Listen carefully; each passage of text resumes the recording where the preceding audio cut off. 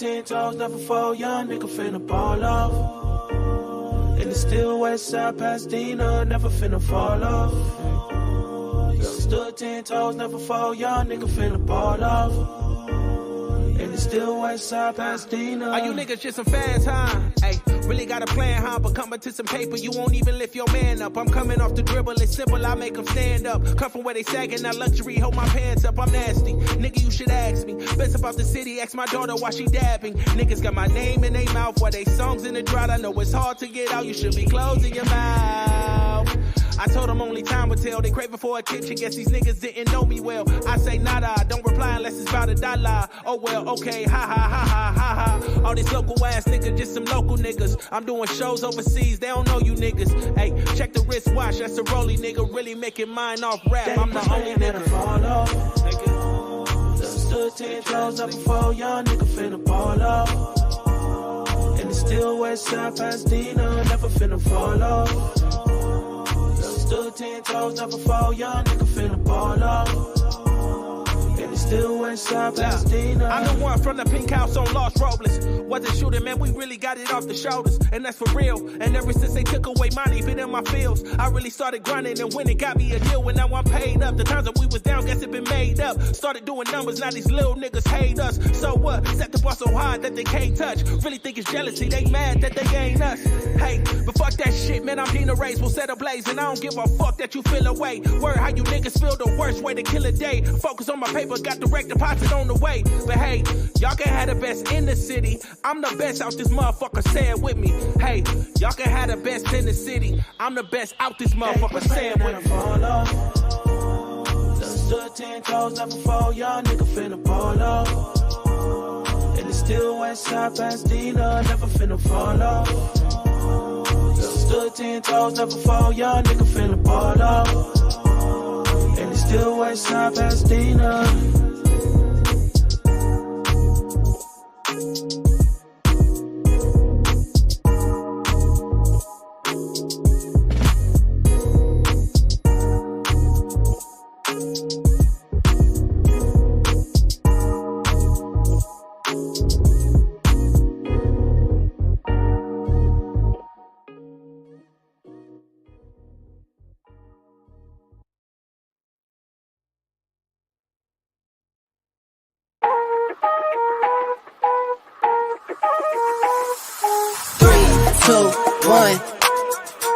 Anywhere I'm at, turn the city up.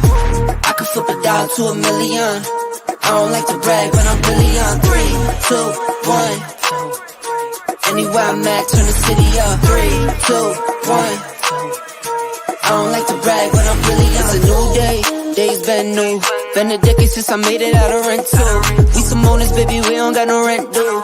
Might trick, but my wife, you like to trick too. Merry Christmas, hey Saint Nick. What we want get, we on wait list. How we got here doesn't make sense. Have patience, that'll make sense. 3, 2, 1. Anywhere I'm at, turn the city up. I could flip a dollar to $1 million. I don't like to brag, but I'm really on. 3, 2, 1. Anywhere I'm at, turn the city up. 3, 2, 1.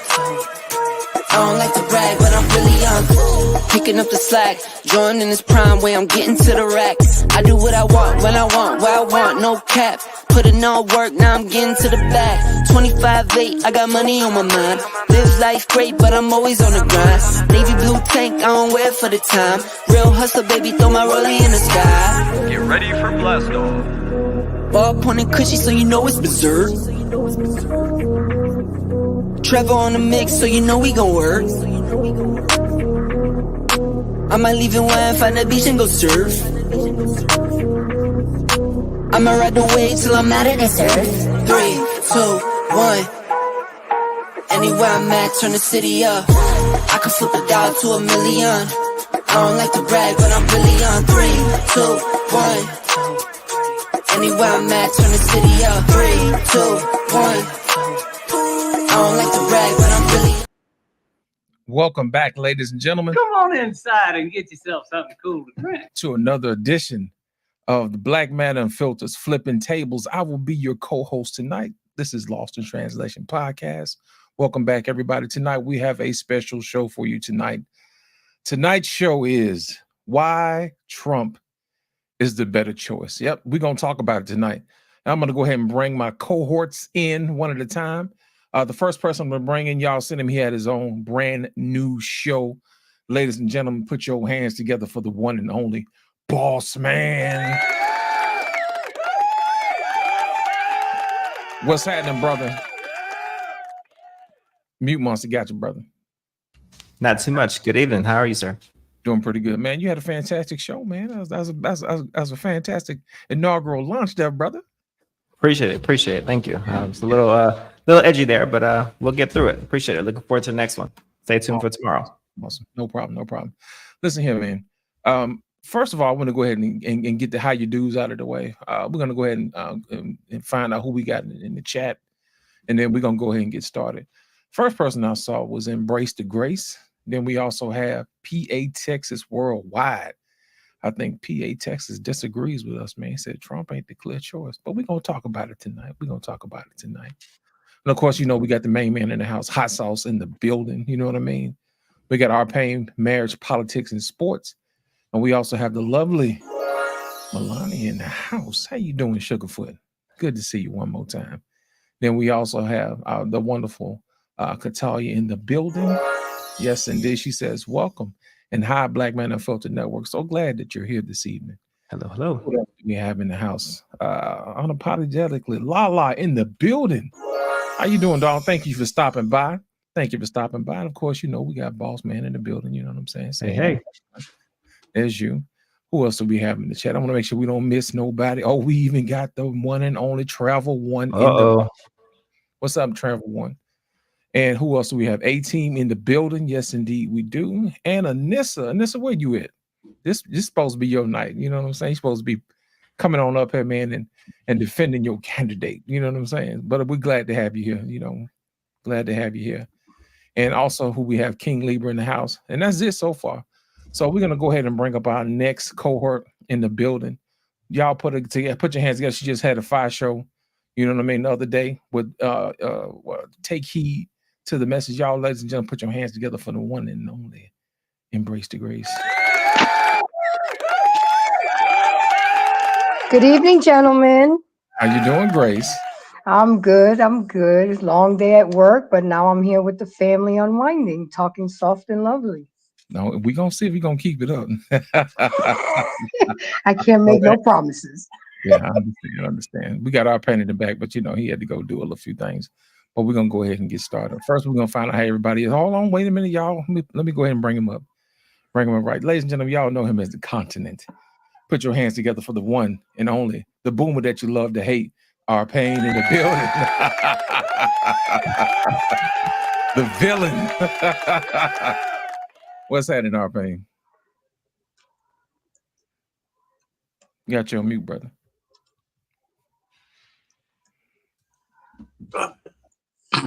What's happening, everybody? Everything's good. Man, we're going to go ahead and get how you do's out the way, man.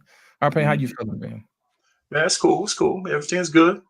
Good. Good to see. How's the family, man? Everybody's good?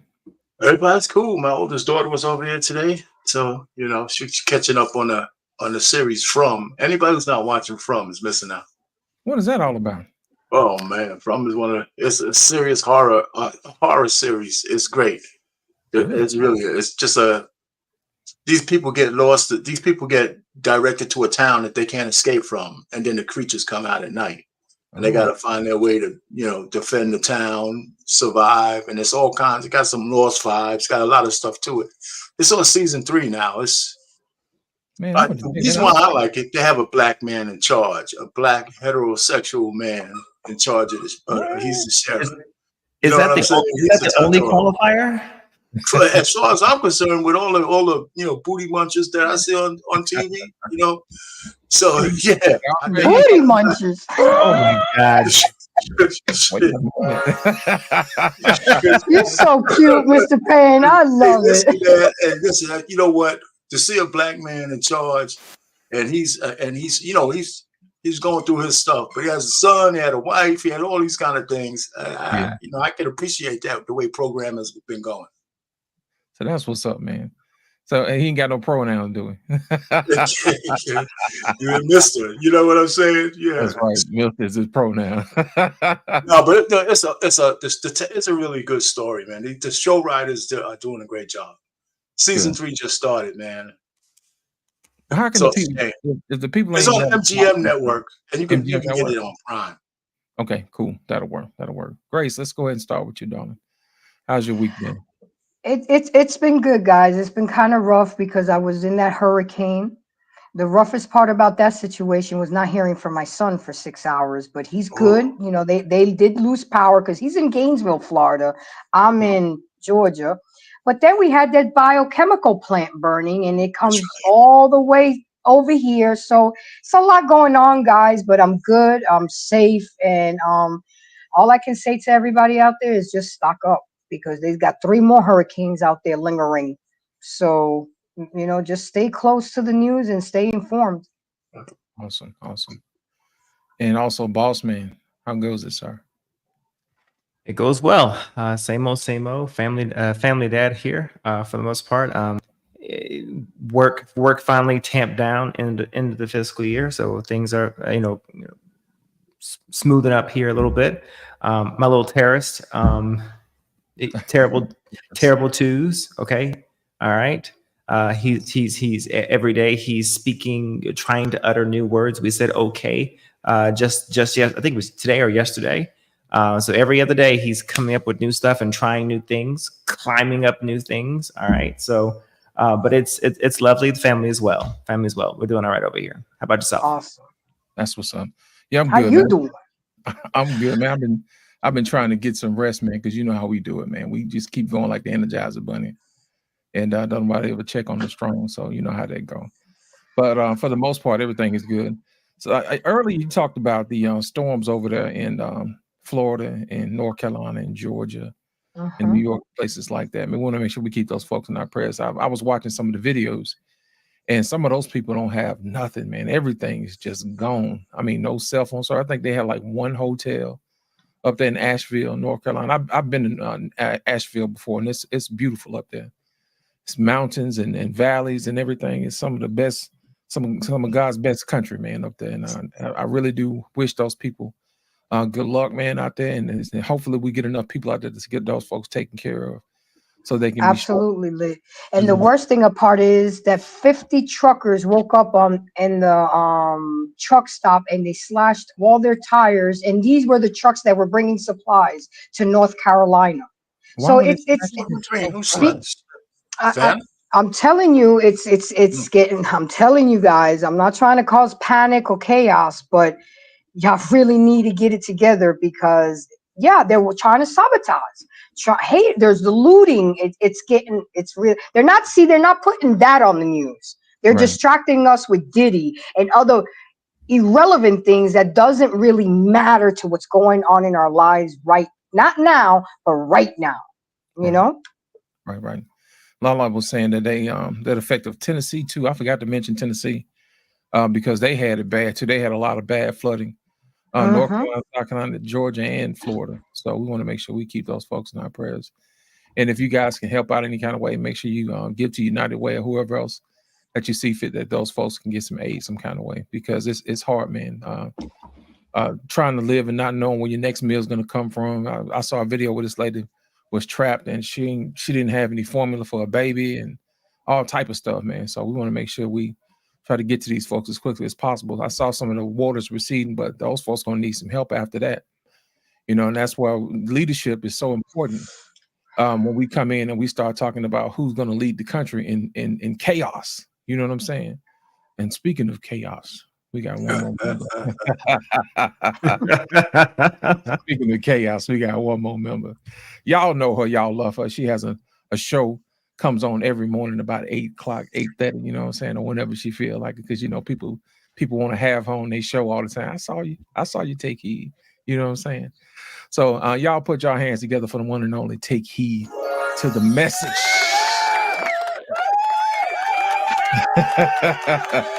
How you doing, our little troublemaker? Oh my God. That was the best intro I ever heard in my life. Hello, everybody. I'm sorry for the lateness tonight. No, you're fine, darling. How are you this evening? I'm doing all right. Well, good. Well, good. Mhm. We were Hey, talking did you about. see Anissa's looking for the Yeah, I link? sent her the link. I sent her Okay. the link. So Anissa, check your IG. Come on in. Come on in. Come on in. And we also got hot sauce in the back. Ladies and gentlemen, put your hands together for the one on the hot sauce joining us in the back. Hot sauce, how are you, brother? I'm doing well, man. I'm doing better than y'all because y'all about to get blown up. Uh-oh, we about to get blown up. Oh, what the hell he's done? Hot sauce put that shit on everything. You put it on everything. Yeah, I mean, look,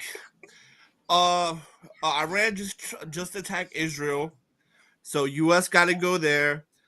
Russia got stuff at Cuba, so y'all better be praying, man. Because it happened like 2-3 hours ago. Yeah. But I heard that they intercepted all the missiles and nothing landed. No. That was something different. That was something different. Okay. I got the alert. Alexa told me. They intercepted about 80%, but there's definitely 12 confirmed hits. There's definitely, according to Scott Ritter, UN weapons inspector, 12 hits definitely happened. Wow. And Carmel, Mrs. Harris is about to win, right? And you know she's gonna go in there, and that's that. But she's not winning. First of all, she ain't the president. Let's get that straight. You know what I'm saying? Yep, she's not the president right now. Nope. Yeah, she most likely gonna win. She's gonna win. Don't speak that into existence, sir.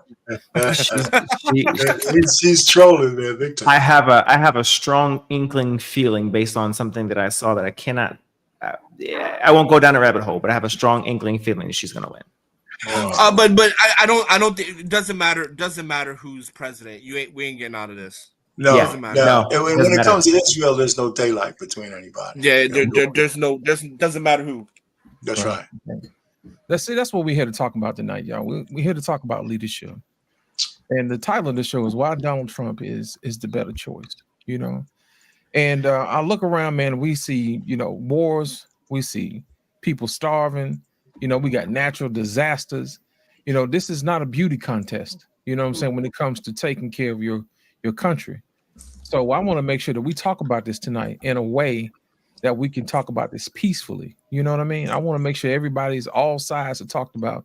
We're going to measure it and put it on the table.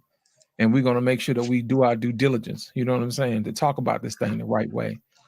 First, we're going to start out with the first question. Boss man, why do you feel Donald Trump would be the best candidate? Or if you do, you may think Kamala Harris may be the best candidate. Well, I do not think that Trump is the best candidate. Go ahead and tell us why. Okay. Well, I'm going to take a different approach. And I'm going to talk specifically on just the structure of our country and what happened as far as his efforts of what he wanted to do and what his aim and goal was. And I'm going to say 40 feet, and I'm going to say 50 documents, and 1 man away from complete disruption and destruction of our entire structure of our country. The vice president in the Capitol was 40 feet away from the Proud Boys, reaching him. Now, whether you want to admit it or not, whether you want to acknowledge it or not, he was 40 feet away from being either abducted, taken, grabbed, whatever the case may be. Because the acknowledgement from the people in Proud Boys and other malicious style, I'm not going to say militia, I'm just going to say malicious style groups. The plan was to either do a couple of things, not so much grabbing Nancy.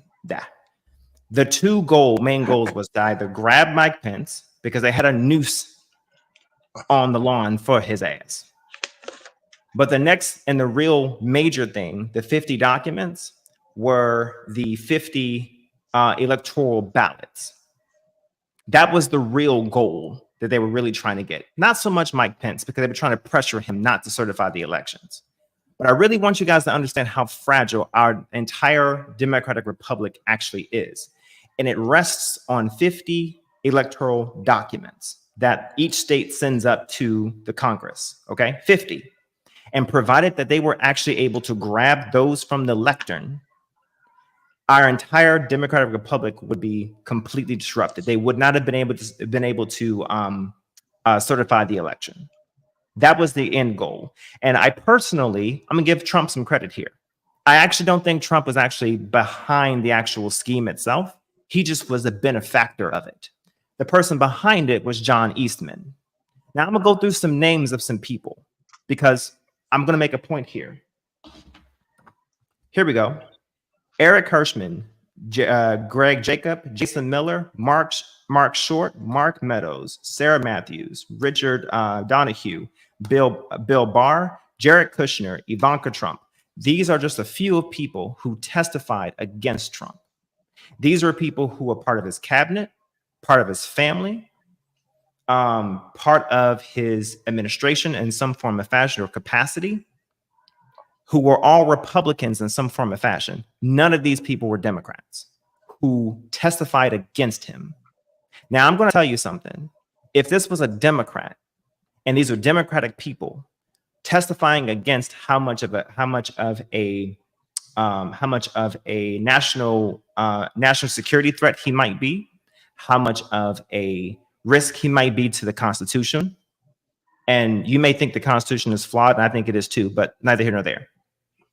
People be eating this crap up like it was mud, like it was smuck, like it was muck, and like it was slop, in a pig shop. But the fact is that this is on the other side, and we cannot ignore this. And if your only argument against these Republicans who are saying that this person is not good for the country because he tried to subvert and usurp in a usurpacious way the Constitution itself, is that they were a rhino, you have a really piss poor argument. You have a very disingenuous argument. So I say that we were 40 feet away and 50 documents away from not having a country anymore, or the way that we would know it anyway. So to me, I do not think that he is the best fit, because 400 years of a democratic republic we had. And not one time did we have a problem with transition of power. And I don't believe in fucking consequences. I mean, not consequences, but I don't believe in coincidences. I don't believe in that. And every time we've had a transition of power, we've never had this type of situation happen. And this one time that we did, just months prior to that, this guy is saying that if I were to lose the election, it's because they cheated. And Bill Barr told this man, and his entire Department of Justice was telling this man, that 59 out of 60 Republican judges are telling him that there was no evidence of there being a stolen election. And if there were issues of, let's say, a 0.0003 chances of there being some issues of some usurpacious type of, surreptitious nature of there being some fraudulent issues, it was Republicans that were doing it. So my point that I am making here is that, yes, we may have an issue with someone not being great for the economy and so on and so forth. The economy will heal. But for the betterment and for the health of the actual democratic republic that we have, if that's what you want, if you want to have a dictatorish type person and you want to support that, fine, say that. But don't try to gaslight the rest of us that we didn't see what the hell that we saw. So no, I do not think that he's the best for the nation, because I believe that the foundation of what this country was founded upon, whether it was for my black ass or not, I'm benefiting from it now because I took an oath. I'm still serving an oath, and that oath meant something. And if someone took an oath and doesn't want to actually defend the Constitution, defend this nation from foreign and domestic issues, just because you don't want to give up power like you're supposed to, I have a problem with that. And that is my primary reason, and the only reason why I'm saying he is not the best option for this country. Over. Appreciate him, boss man. That's good stuff. Next on the ballot, R. Payne. What say you, sir? Yeah, listen, January 6th was okay, but okay from the standpoint that I think we did come close, but we didn't get there. The Republic held. They would never be able to prove that Trump incited that riot. There's no evidence that he did, not just by his rhetoric, right?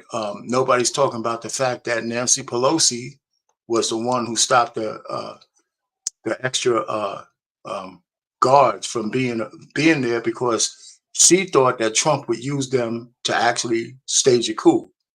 So she said, we're not going to give him that power. So she didn't do her job, and she said that herself. So, and she didn't admit to why she didn't do it, but she didn't allow those troops to get there. So, I mean, there's a lot of ways. When the lady died, the sister, the white lady who's a soldier, I thought she forgot what she was really fighting for. And the Secret Service had to do their job by shooting her. Because that's where everybody was. If that mob would have got past that glass, we would have known what happened. So they killed her. They deleted her, whatever the hell we want to say. So I think the Republic held. And, boss man, you made a good statement, but it wasn't 400 years that we weren't come close. We had a civil war.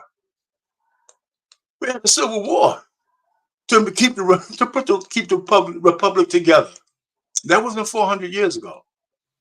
So George Washington had to prevail. So the point really is, we had all kinds of, in the 60s, we had all kinds of assassinations. The Republic held. The Republic holds. And, Trump, this whole notion that he's some kind of some kind of threat, right? Existential, whatever the hell it is, the word they kind of say, threat is just a hyperbole. I think that Harris is more of a threat than he is. She's a demon as far as I'm concerned.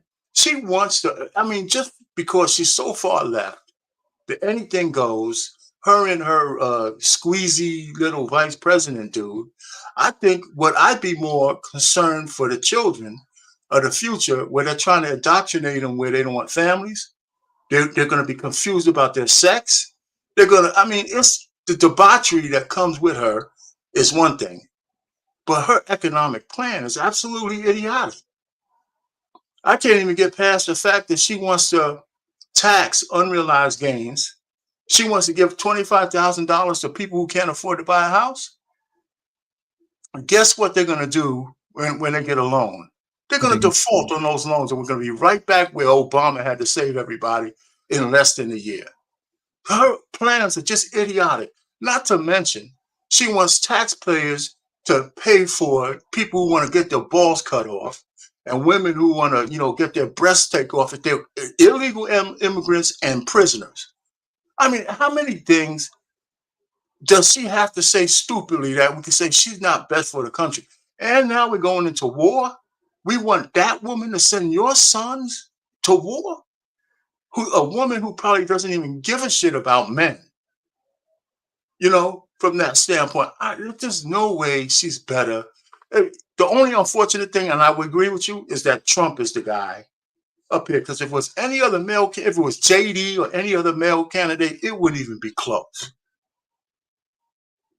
We wouldn't be talking about this thing. It's just Trump and his baggage. But Trump knows how to negotiate. He did a good job. And to me, he did a good job. COVID was the only thing that kept him from getting a second term. If you ask me, that's it. And nobody did good. Some of the Republican governors did better with COVID. But in terms of our infrastructure, our government did a really bad job with COVID. They lied to us. They had misinformation. They did all kinds of crappy things.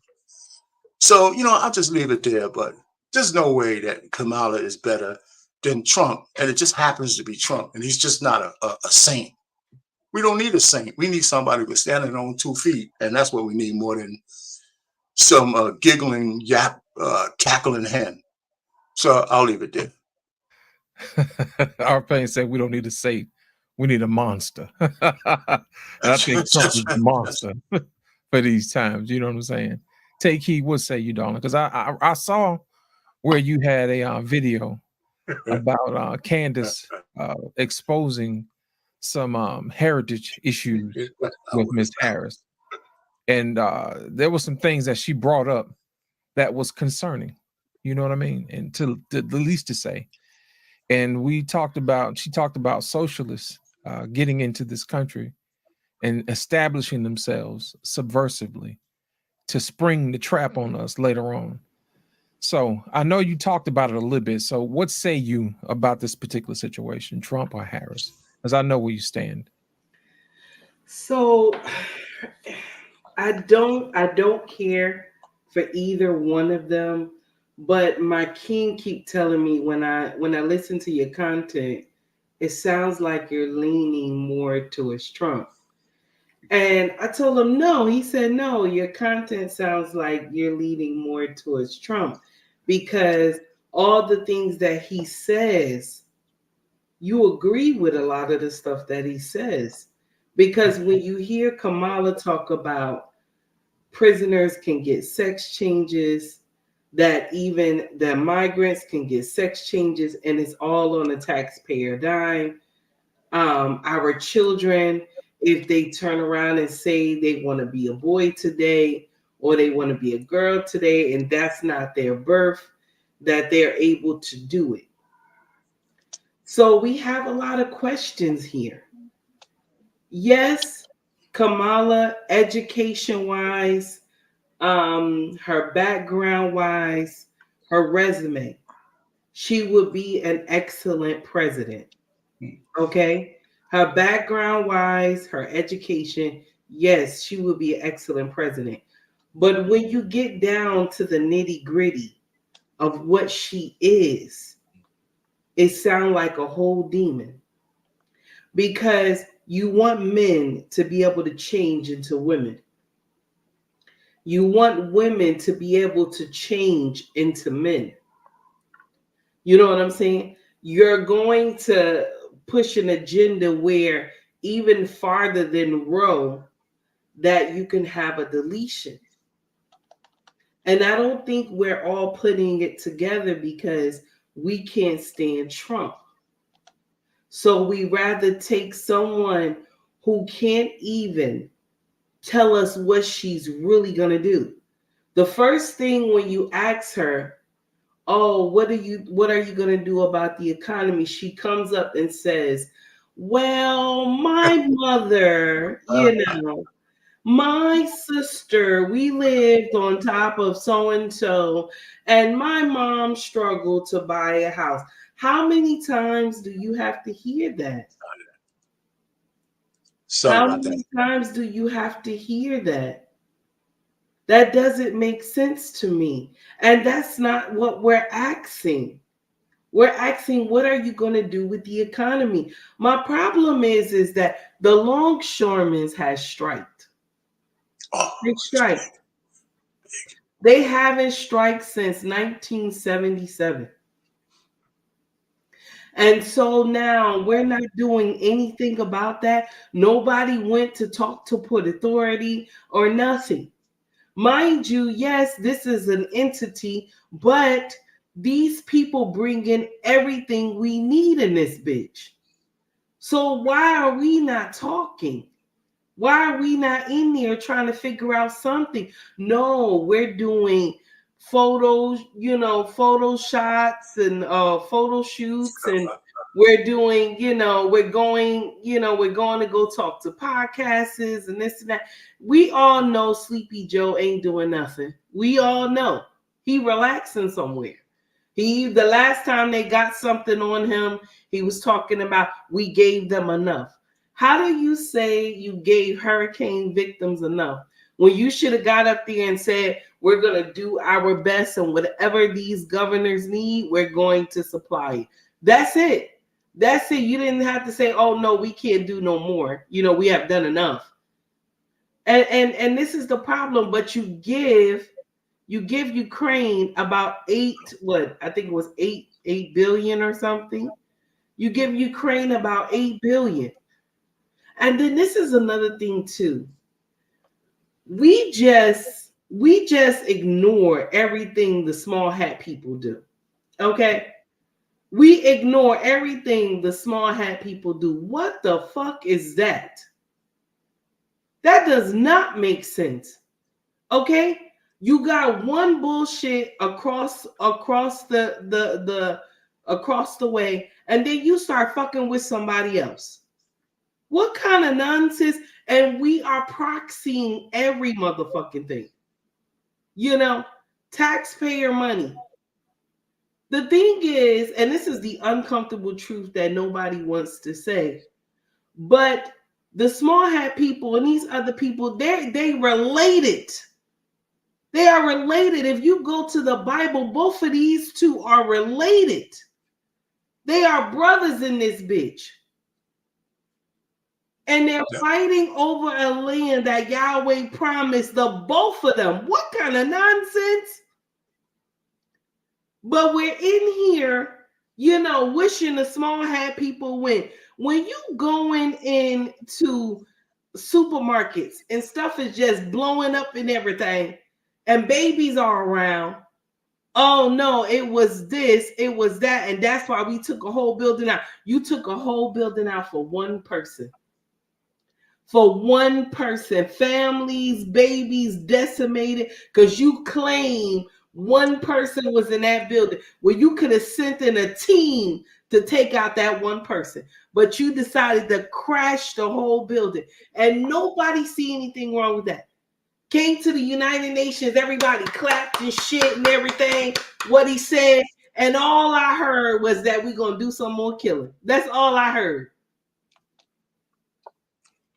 The thing is that we co-sign everything that the small hat people do. We co-sign in everything that Ukraine is doing in this bitch. Mind you, his wife is in France fucking shopping and shit. How you shopping with our money? She out there doing shopping springs and shit. This is the thing. This is the uncomfortable truth. She doesn't know what she wants to do. She giving us all types of word salad, and they gonna walk all over her. And the small hat people gonna do the same thing that they doing to Biden right now. They gonna do the same thing. But with Trump, he has a cutoff period. And this is the thing.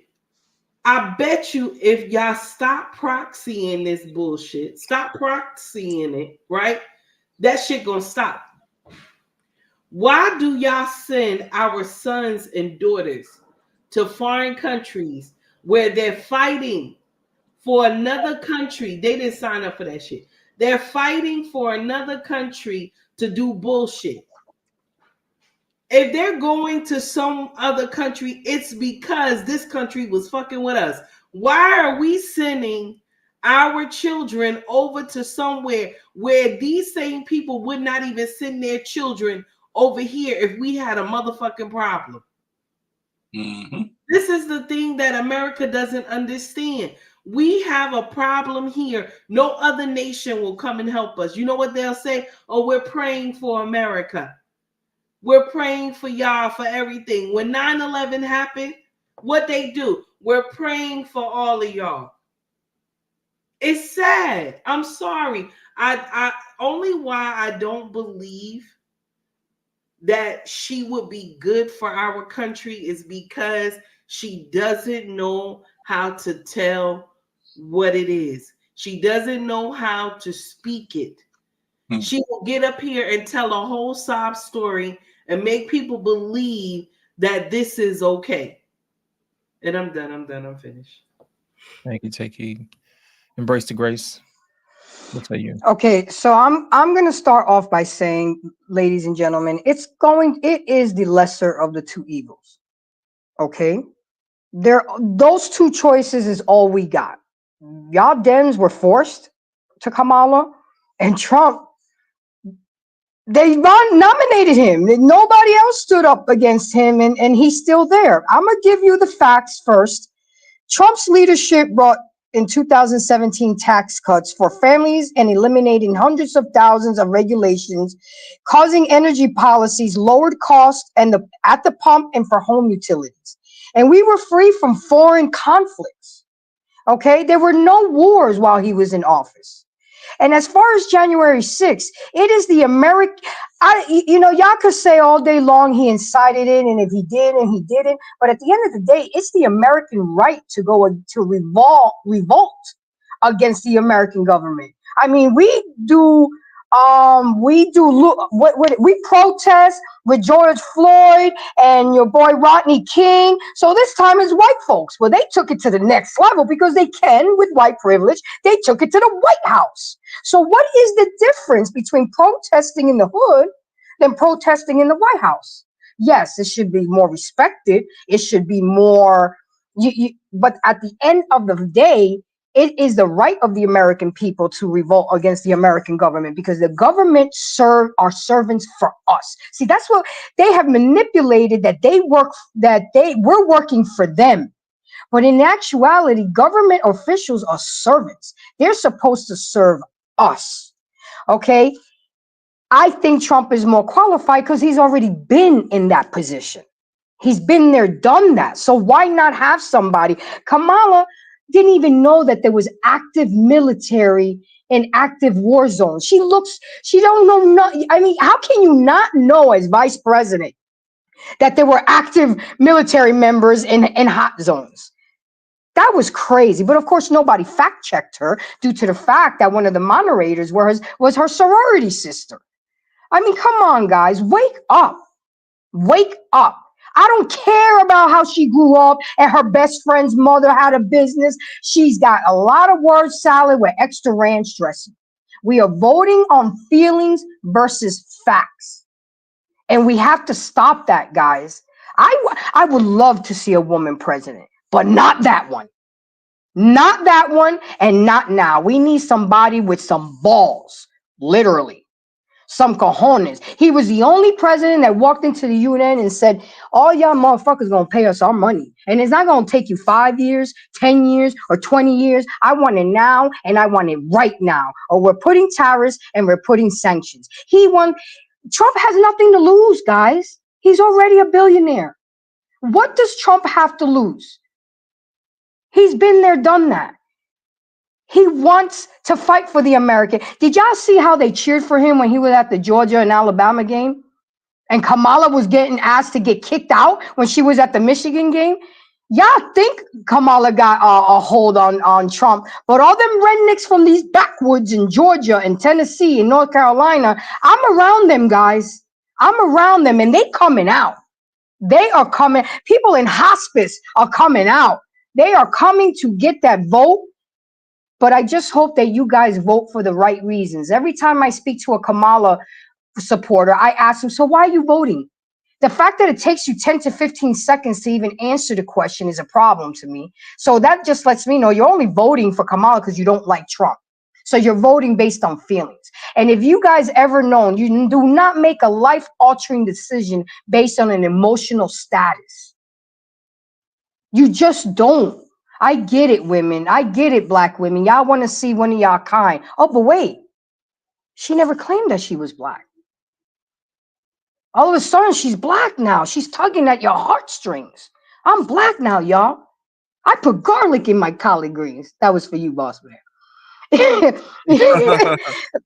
I mean, come on. You guys do your research. Do your homework. Don't believe everything you hear and half of what you see.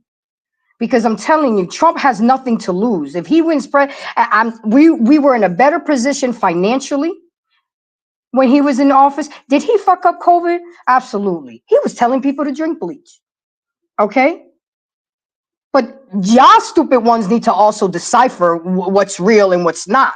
I mean, are we that weak and so easily strayed? You know, if you drink bleach, you're gonna die. And Trump has a habit of saying a lot of things just to irk you, to push your buttons, and to cause what's happening right now. Us on this panel talking. But again, and I'm shout out to my boy Right Stuff on his channel. He said voting for Kamala Harris is like throwing the Titanic in reverse and hitting the iceberg twice. I'm going to keep saying these things. She promises to fix all the problems when she gets into the office that have been caused by her while she was in office. Make that make sense. And I'm going to leave you with this last one. I'm gonna leave you with this last one. A mother can abort her baby if she doesn't want the responsibility, but a father can go to jail if he doesn't want that responsibility. I mean, come on, guys. Say that again. Say that again. A mother can abort her baby if she doesn't want the responsibility, but a father will go to prison if he doesn't want the responsibility. And we're giving medical care to prisoners to become transformers. But look, where is Biden and Harris with these hurricane victims? You know, Trump was already there. Trump is already kissing babies, already made his presence, has already donated $25 million. Where is Joe and your potential president during these hard times that Americans? Fuck them other countries. What about American lives matter, people? I'm gonna say that one more time for the peanut gallery. American lives matter, whether you're black, white, Asian, Hispanic. American lives matter, and that's what we should do. This immigration thing is horrendous. Oh yeah, you're giving us $25,000 down payment to buy a house that's $400,000 that we don't make enough money because we don't have the jobs out there because they're being taken by the illegal immigrants. I mean, it's a vicious cycle. Just like tonight, I was watching the debate. Oh yeah, you know, they're doing great on solar energy. We're doing this, we're doing that, but they're getting all the parts and everything from China. Trump wants to bring everything to America, everything to bring manufacture in America. Make America great and safe again. I digress. My mic is muted. Thank you. Hot sauce on the back. Sir, what say you? Okay, so before I begin my open, I wanted to answer Embrace the Grace point where she said that what's the difference between white people rioting and black people in the hood? White people didn't fuck up their shit. So maybe next time when we riot, we learn from them and go do that somewhere else. I really hate to be the bearer of bad news, but somebody got to do it, so guess it's gonna be me. As being a Noah, I'm just gonna say this: who is the better leader? Well, both of them are bad. I would probably say an independent like Robert Kennedy Jr. would probably be better, but let's face it, we're picking between the two. And I would say Trump is probably going to make you feel more comfortable as America declines. We're already we're so bad of debt that everybody agree it can never be paid back. We have two wars, Ukraine and Russia, and now we have the Iran and Israel war. Iran just showed us that they have hypersonic missiles, right? We don't want to smoke with them. Because if we fight them, then Russia comes in, and Russia has the big boys that can wipe out America in 70 minutes. And this is from Scott Ritter, a U.S. weapons analysis. Again, I'll say that name again. Scott Ritter, U.S. weapons analysis. Russia has the missiles that can wipe out the entire U.S. in 70 minutes. And those are not nuclear weapons. Next. 2019, 90% of all world trade was done in the US dollar. Today, 34% of world trade is done without the US dollar. The petrodollar has gone away since last year when Saudi Arabia now agreed to sell it in renminbi and or gold. So what you're seeing is actually not inflation. What you're seeing is the American dollar no longer pegged to world trade. That's why things are expensive. Your economists are wrong, ladies and gentlemen. And I have a degree from Wharton. It is not inflation. It is because the U.S. pegged the dollar to oil, which is no longer the true anymore.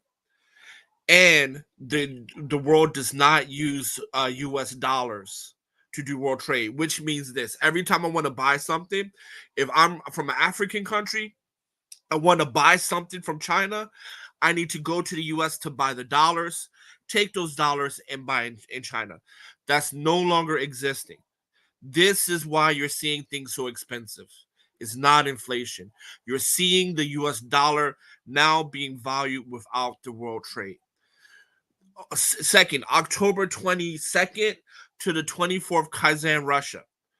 That's when BRICS is going to introduce to the world their currency. Right? So that's China, India, Brazil, South Africa, etc. You're going to see them introduce leaving them out. Saudi Arabia, right? So you're going to see them introduce this to their new world banking system. So what does this mean? So now when America fights, the way America fights is that they fight you militarily and they starve you out with sanctions. After the 24th of October, sanctions are no longer effective.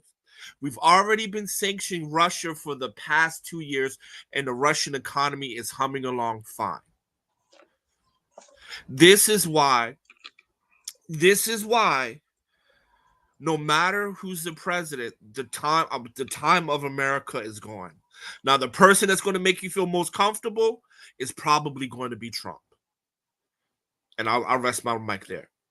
Thank you. Ladies and gentlemen, I got a brother backstage. Y'all put your hands together for the one and only JT from the What We Know podcast. JT. What's up, man? What's happening, man? I know you've been listening, man. What's on your mind, man? Actually, bro, I just came on. I was running late. That's all right. We ain't got but one question, man. Trump or Harris? We're gonna make it easy for you. You ain't got to take that hat off. You ain't got to figure nothing out, man. Who would make the better president, Trump or Harris, man? It's on you. Trump. Tell us Trump, no doubt. First and foremost, when he was president, it definitely wasn't what people thought it was going to be.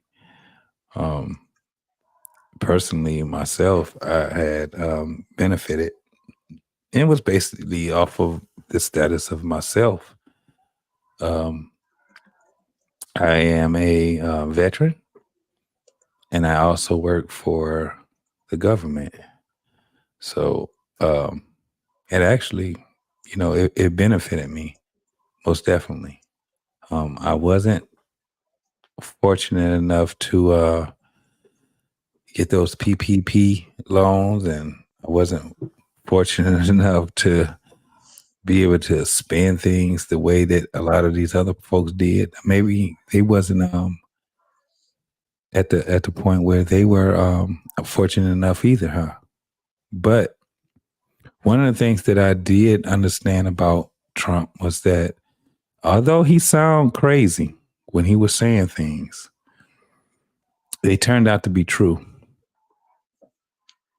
They turned out to be 100% true. When it comes down to it, if we're looking at him and Kamala, we've already seen that she hasn't did anything, because she's also in the office too, people. She also had the opportunity to do things herself. And she had one job and she couldn't do that. She couldn't handle that either. But it listening to what my man Hot Sauce was just saying, this economy is going to shits. So who would you feel a little more comfortable being in office when the shit goes down to the ground? Maybe it'd be Trump. We have no idea, right? It's funny though, Loss, that if someone says Trump, you are a Trump supporter. But when someone says that they're voting for Biden or Kamala, they're not supporters of them too, as if they were a better choice. It's crazy how this world. I don't have, and I gotta say this. I don't have much of a interest in any of the things that we have going on right now when it comes down to the executive branch. What I'm paying attention to, though, is my local branch. I'm putting more interest in that. Right now, I have an absentee ballot right now that I'm looking at, and I'm looking at these proposals. We don't even have the proposals that actually benefits anybody in where I stay locally. It's just to renew, different millages. You take what I'm saying? There's nothing new on this ballot. When I'm looking at in Michigan and in the county of Wayne, we have more positions than we have people that's going for these positions. When you got that one that says no more than 8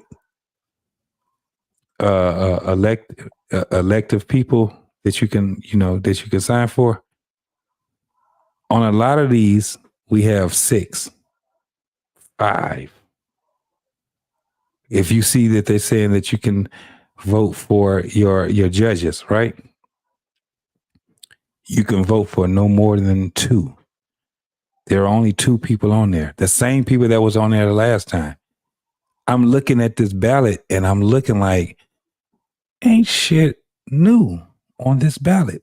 The only thing that's new is Kamala or whatever and Trump. And then I look further down because it's about 6 people that's going for president. About 6 of them. And I see some people and I see some names that I'm looking at and I say, well, what's old boy name? that's Cornel West. Cornel West. I'm like, why are they even on the ballot? Why these folks are even on the ballot? We don't have much of a choice, people. And then they got one that's just blank. That's for you to fill in who you want. That's for you to write. You got to be able to write somebody in. That's your constitutional right. Yeah. So on the ballot that I have, on all ballots, you can write anybody in you want to. Yeah. I'm looking at mine right here. You can write anybody in you want. Yeah. Yeah. What I'm saying is that for most of these, I'm talking about local. Yeah. Local. Yeah. They have all of this where it's like writing people in. You got more of these. You don't have enough people that's going for office right now. That's what I'm saying. You don't have enough people that's going for office. Nobody is. They're not really being cognizant of how powerful it is for us to be involved in politics. That's what I'm saying. We ain't involved in this shit right now, man. This shit's bullshit. JT, let me ask you a question. Why do you think there's only a handful of people always on the same ballot all the time? Why do you think that is? It goes to what I was just saying, because nobody is interested in politics. You don't have people that's really interested in being the forefront of politics right now. Nah. You have a lot of people that's involved. Now, it could be something else. Of course, it will be something else, but that's one of the problems that we have right now. We don't have enough people that's involved in being in politics. People don't talk about who they're going to elect or who they're going to nominate for election until election comes. It's too late. You got 4 years, and in most cases, you have 2 years. And nobody is being proactive in it. When I look at the city council in Detroit, guess what? You got the same people. You have nobody that's out here trying to make a difference. You got the same damn people that you had the last 2 years, 4 years. Same damn people. Ain't nobody really involved in politics like we think they are, bro. This shit only comes up during election time. That's it. And I think that's a big problem that we have right now. Nobody wants to be the one that say, "I'll make the difference." I'll make the difference. You don't have people saying that. I'll make the fucking difference. You got a very few selective people that's saying, "I'll make the difference." Because if we did, I guarantee, if we had enough people let's say if we had 50% of the people that were in America that were involved in politics like they say they were, I guarantee we would not have a Republican and Democrat. Not if you had enough people being involved, because they'd be like, this all bullshit, right? And then they'd say, I'll make a difference. We just ain't got enough people to do that right now. I don't know, JT. I think the fastest growing people in politics, especially in the blue state, Black women. And that's one of the problems we have, because they're all liberal. We don't have enough. If there were, it would be better if we had a mixture of liberal and conservative Black women, but they're almost 100% liberals. They're emotional liberal women. And they actually are getting a lot of these positions. And a lot of these women are young. And all I'm just trying to say is, and this, in and of itself, that's not a bad thing, but the way they vote and the way they think is bad. That's what I mean by being involved. That's what I'm saying. They're just participants, no doubt. Are they really involved? Let me ask you a question, man. Yes, here's the thing. You said we have a bunch of sisters, right? That are liberals, that are running, right? Do you know why? That's I just think it's just part of the upward mobility. I think it's a natural momentum because of leadership. I mean, a lot of women crave leadership. They crave being in control for a lot of things. They're also taking over corporate areas and all that kind of stuff. Not just Black women with white women there, but I just think it's a control point. A lot of women are control freaks.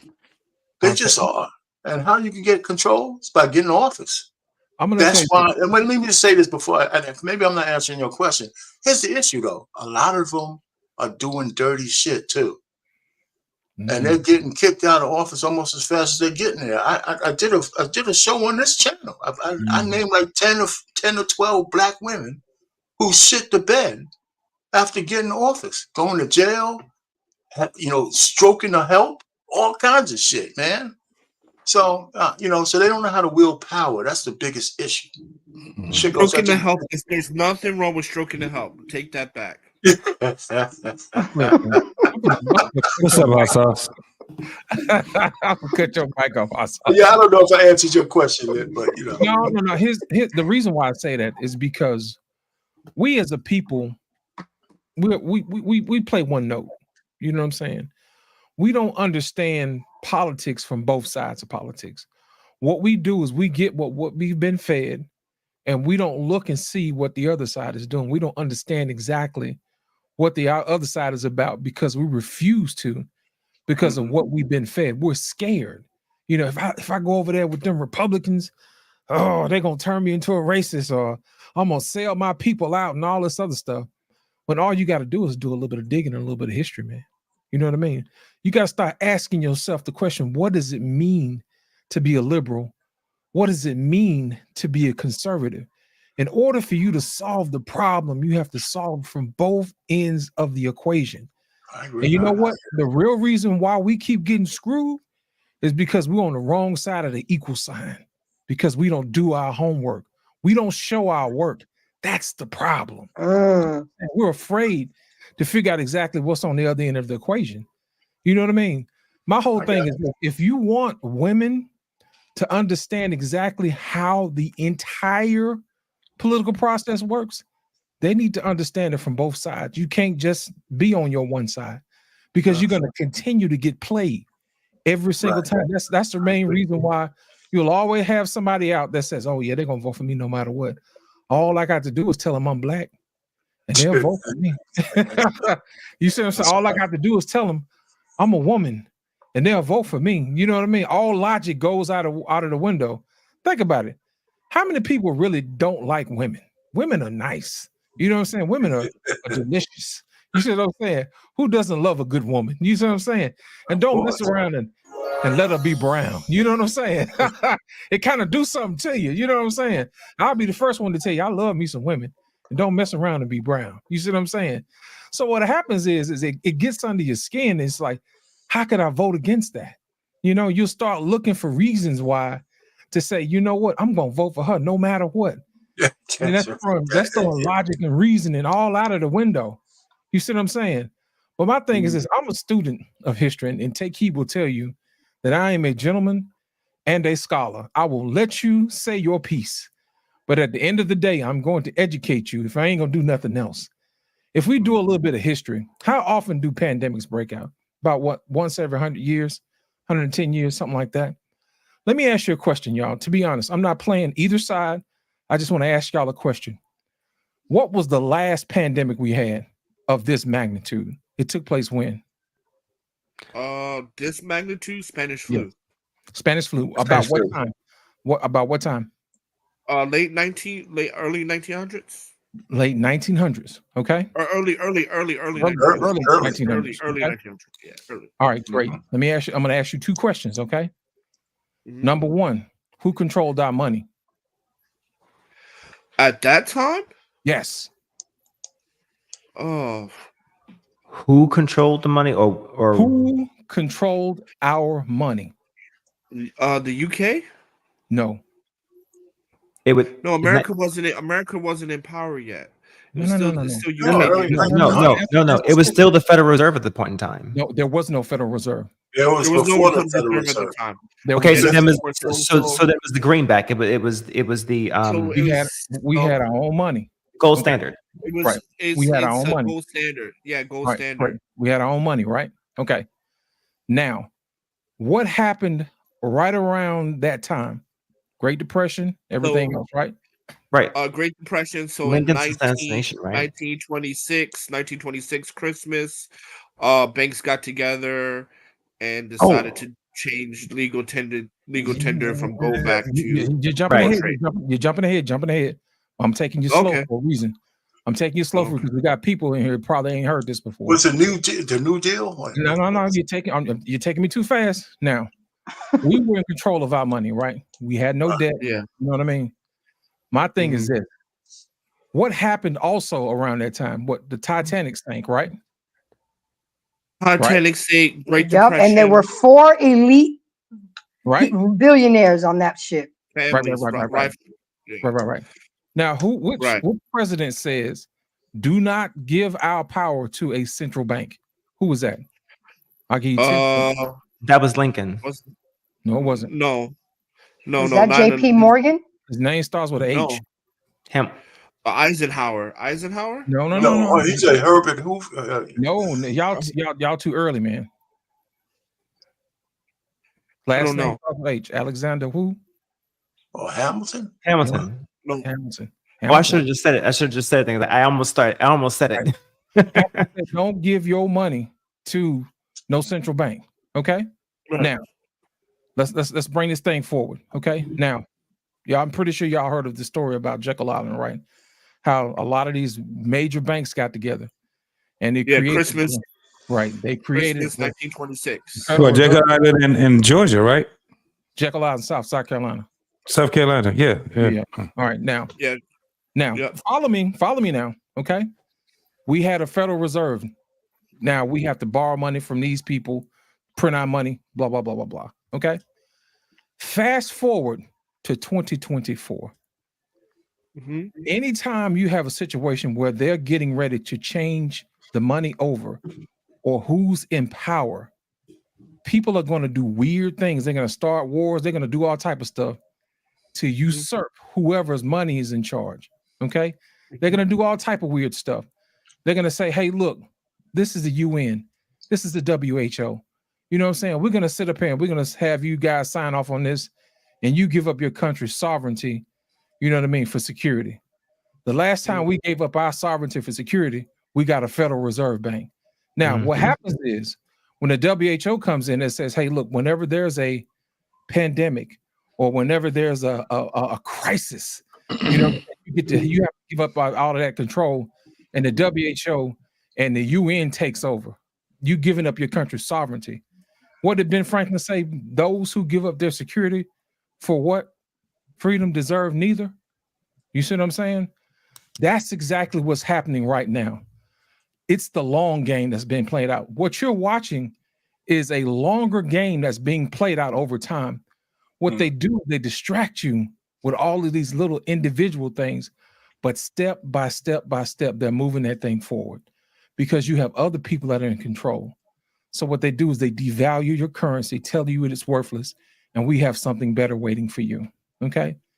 Now, the reason why I ask that is that anytime you see one particular person who goes against the system, as a Chinese proverb says, the nail that sticks out gets hammered. I remember JT said the reason why we don't have a lot of people in politics is because anytime somebody stands up and bucks a system, either they get assassinated or they get shot at. You know what I'm saying? Think about it. Anybody who stands up for something that's right, they get shot at or they get eliminated. You see what I'm saying? That's not a coincidence, y'all. So what I'm trying to tell you is I want y'all to be able to spot the con before it happens. That's all I'm saying. I want you to be able to catch the con in real time. Think about it. I don't know if y'all ever seen this before. Oprah Winfrey and Dave Chappelle had an interview. And this was right when Dave Chappelle got back from Africa. You remember when Dave Chappelle went off and it was like he's losing his mind. Dave Chappelle told that story. He said, by the time he said, look, you're going to take this $50 million, which he's probably owed more than that, and say, hey, look, you're going to take this $50 million. We're going to take your project and do whatever it is we want to do with it. You're going to do what we tell you to do. And Dave was like, I ain't taking the money. He said, if you don't take this money, by the time you get on that airplane, by the time you land, everybody's going to know you smoke crack and you crazy. And that's when he went to Africa. He came back and told Oprah that same story. So I say that to say this. The people who control the story and the narrative, you really can't believe them because they're going to tell you what they want you to believe anyway. That is the power of propaganda. My mission for y'all today is to think for yourself. I don't want to be able to sit here and tell you who to vote for. I want you to think for yourself. Did you hear what I said? My whole thing is this. You have to think beyond what people are giving you. That is the whole art of the con. My whole thing is this. If it happened 100 years ago, and then all of a sudden the money's about to get ready to change, and they wheel out another pandemic, and then there's rumors of another one getting ready to get loaded pretty soon. If you watch the news, they'll say, oh, in case we have another pandemic, we're going to have a council. Yeah, we're going to have a council on the next pandemic here in New York City amongst the UN, and we're going to talk about it. And these people are already going to have a plan in place, ready to go. All they have to do is press the button. They're going to mess around and have the cure ready to go at a moment's notice. Anybody ever thought how funny it was that they already had a vaccine for something that the world had never seen before? Within a couple of months, within a few weeks, they all of a sudden had the cure. They already had it. Well, can I say something on that? Because go ahead. I asked my cousin about that, and he's a doctor, and he was like, they had been working. If you look at the can of Lysol, it says coronavirus on the can of Lysol. No, that's a type. That's a type. That's not the same thing. Coronavirus has already been here. This particular strand is what made it so dangerous because it was able to mutate. That's the difference. They took something that was already there and mutated it. That's biology. You see what I'm saying? Wow. So yeah, it's already there. That's why I keep trying to say y'all have to read, man. Read past the stories, read past the ditties and the baby oil and all this other stuff, man. Have you ever had a common cold? What they call a common cold now? Shit wasn't a common cold back then. I want to say something because coronavirus was patented since the 1970s. Thank you. Right? Yeah. It was patented since the 1970s. So they knew about it before, and even the next strand they're predicting with they're predicting they already. I mean, it's coming from the labs. Right, it's coming from the labs. And one thing I want to talk, because that's one thing I mentioned earlier, like the currency, right? Because now the dollar is not universally traded. Well, it's not universally used for global trade. Right. The petrodollar is done. And now you have this digital currency moving in. And see, these are the things that we need to be paying attention to. Because if Kamala comes into office, the digital dollar will be used expeditiously. And for those of you who don't know what the digital dollar is, the digital dollar is a currency that the banks have full control over, meaning that they can control whether or not your currency is good in another state. So if you are not allowed to go to California, when you use your digital dollars, it will not be accepted at any store or purchase in California. So what you're saying, Hot Sauce, is on that top of that, the most important thing is this. Their digital currency has expiration date on it, meaning that so money can spoil. Yeah. Yes, that is the kicker.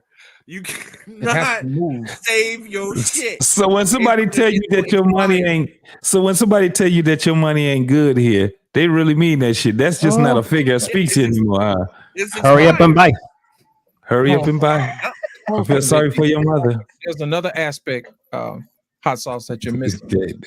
If you speak out against the government, they will turn your money off. But this is a free country, though, right? No. Yep.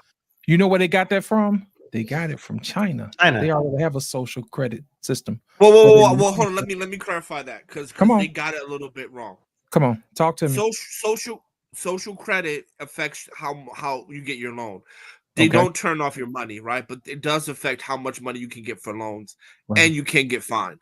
But it won't affect your money you earn. Like America always takes that shit to the next level. Over here, it just that's the obvious next level. Right. So, but what I want to say is this, because at the end of the day, what you're seeing is all of your rights going away, the American empire falling, and while all y'all was laughing about passport bros, y'all need to hurry up and become one, because if you I'm telling you, if you need to get a passport within this next year and take your behind to somewhere, your home countries where you're from, or make friends in Africa or something, because America is not where you want to be in the next 2 years. If you're black. Now, I gotta not really push back on something, but to provide a little bit of push back. It's okay. Just push back. It's not pushback, because I agree with the U.S. digital currency. Okay. Currently, it is the U.S. digital currency, or the Treasury's digital currency, is already a thing. Okay, it already exists. Okay, you can actually go right now and trade in it for $1 for $1. You can trade in Bitcoin for it right now. Currently, I actually have a few already actually. So you can do it right now. Actually, it is equivalent to $1. It already exists. Bingo, boom. There is already a live app that already went live, I believe, last year, that allows for you to bank directly with the Treasury. So not a bank, no, the United States Treasury.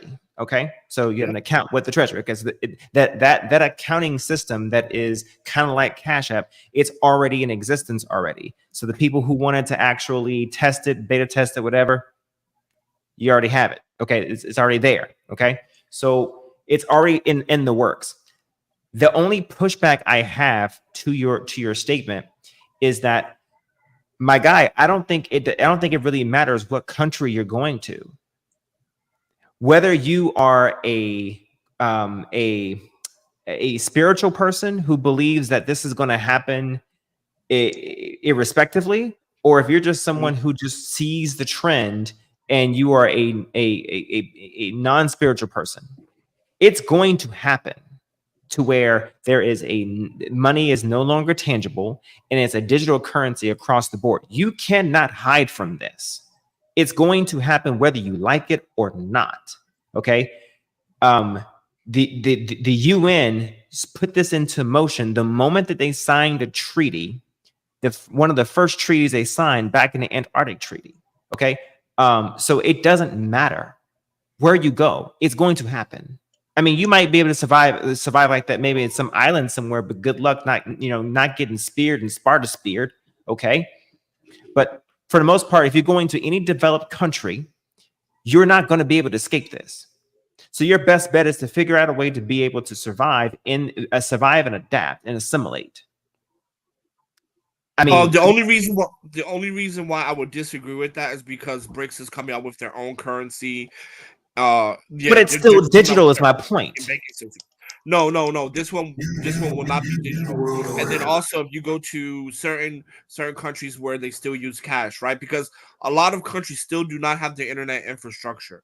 So you can go to like Burundi or Ghana or something like that where cash is still king. Okay, but in all actuality, just pause it just for a second. Your mindset is get out of the country and go someplace where there's cash. Okay, so that way you can still exchange with something that is corporeal and empirical and physical and tangible in nature. Where you can see your cash and go hand in hand and so on and so forth. Well, let me be clear. Let's go ahead. My standpoint would be go to either a BRICS nation or go to a place where the internet infrastructure is not sophisticated enough, where they have to rely on digital payment. As opposed to adjusting your life to whatever, because it doesn't really matter if it's Democrat or Republican. It really doesn't matter because, quite frankly, and I'm just going to be very, very honest here, the president is nothing more than just a figurehead. If we're really not puppet master, a puppet master implies there's control. I said figurehead, meaning that's being controlled. They need somebody to blame, basically. They need someone to blame and someone to turn to. Okay, no different than the 400 and some odd members that are in Congress. They have been long since bought and paid for. Let's not get that twisted. Because the point that I'm making here is that you, and this goes back to JT's point that I'm going to tie all this together, is that the reason why you only see certain small filtered number of people that are actually even selected to go on this little ballot right here is because they are selected for you by the people who have the money to be able to gamble and pay to play. The same people that you're able to invest into in the stock market. Okay, Blackstone, for instance. Okay, these type of people have the ability to select who you're able to actually think you have the option to be able to vote for. Okay, so for the most part, and it goes higher than that, but for the most part, it doesn't really matter if this country is going to be going, because you got to understand. Let's go back to Lost point.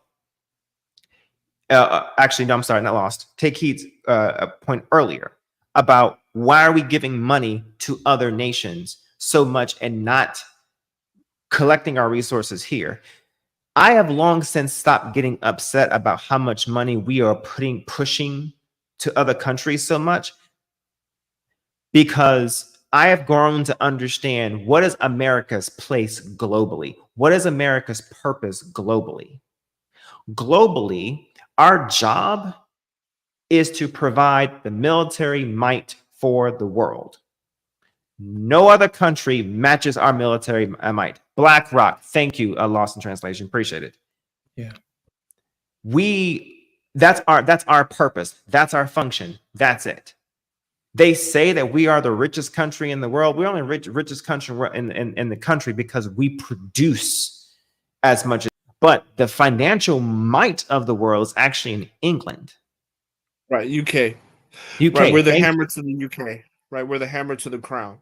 Yes, thank you. I agree with Thank you, Hot Sauce. And who is the religious front of the world? The Pope. The Pope. Thank you. So each country has its purpose and its function. So when I hear doom and gloom about America, unless there's another country that the powers that be says is going to take our position as the hammer, as Hot Sauce says, I am not concerned. The only thing I'm concerned about is figuring out how rough this hamster wheel we're going to be living here in, how rough that's going to be. Because for the most part, we're basically the hamster wheel that keeps this tank that we are to the world going. We are in this perpetual tank that all our job is basically is to provide ammo and ammunition and boots on the ground and money and resources to the entire world. Over. Well, I'll just say this really quickly, and I'll pass the mic. The scriptures already said how Babylon falls, if you believe that this is the place, and it talks about the Medes, which is Iran, and that's where America's going to meet its destruction. It's with Iran. We think we can handle Iran and things like that, but to the point I want to make earlier. Like I said, I told you that I will be Noah in this conversation, where I will say, hey, you know, the ship is sinking, the ship is sinking. And I get it. We've been on top for so long that we were born at being at the top that we cannot see it. But what I'm saying now is that the American ship is falling and you need to make provisions. And I'll pass the mic on that. Go ahead, take it. It's on you. I saw your hand up. So I'm going to share something with y'all. I don't believe, and this is why when I hear people say we can travel to different countries and you can build in different countries and stuff like that, I just want to share something with y'all. American people, we are so fucking arrogant. We're asses and shit. Okay? When we go to other people's countries, we don't know how to fucking behave. So I don't know how y'all think that's going to work the fuck out. Okay. Now, if you have a link to another country and it's through marriage, then you blessed. Okay. But for y'all to be thinking y'all going to be leaving the U.S. in droves and the country is going to accept y'all and you're going to be able to find financial stability in another country, that shit is not going to work. Just want to let you know, it's not. You can't just go to Africa and they let you buy land. Okay? You got to have some link to Africa for you to buy land. Then on top of this, okay, another thing that we keep saying, America is going to fall, America is going to fall. This is the thing, this is the uncomfortable truth. Okay? Why do we want America to fall? We don't have no other motherfucking place to go. We don't. Most of us were born here. We have no link to nowhere in this bitch. We ain't got no link to nowhere. If you go to any other country, they can't even stand us. They hate to talk to us because we so nasty. And it's not that we being nasty. That's how we talk. That's how we talk. I don't know why we think that it makes sense. We're going to be able to travel out. You're going to be able to travel out. The thing is that whatever you have done here in the U.S., please be advised, you cannot take that shit to another country. You cannot. They will throw you in jail and throw away the key. It does not make sense for us to want this bitch to burn. This is the thing. As we the people, fuck what everybody else say, as we the people need to say something about the shit. We need to get out here and say something. Not just watch this bitch burn. I'ma share something with y'all. If this bitch burn, I got somewhere to go. I got somewhere to go. Shout out to Nigeria. I got somewhere to go.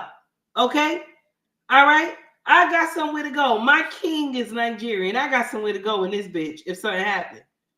But a lot of us ain't got nowhere to go. My other family and shit, everybody, they can't go with us. My husband ain't gonna take all those people.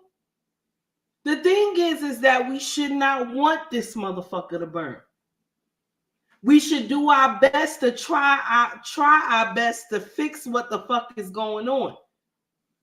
The thing is that a lot of people will get mad and they'll say, oh, well, if you choose Trump, you racist. If you choose Trump, you uneducated. You know, oh, you don't know anything. You got these people, you got this in here Anissa was talking about, oh, if you choose Trump, you uneducated. Mind you, and you're choosing, mind you, you sitting up here, you want to choose Kamala for a same woman who can't have children. She would rather delete babies, okay? Rather change men into women and women into men and use our tax dollars to do the shit.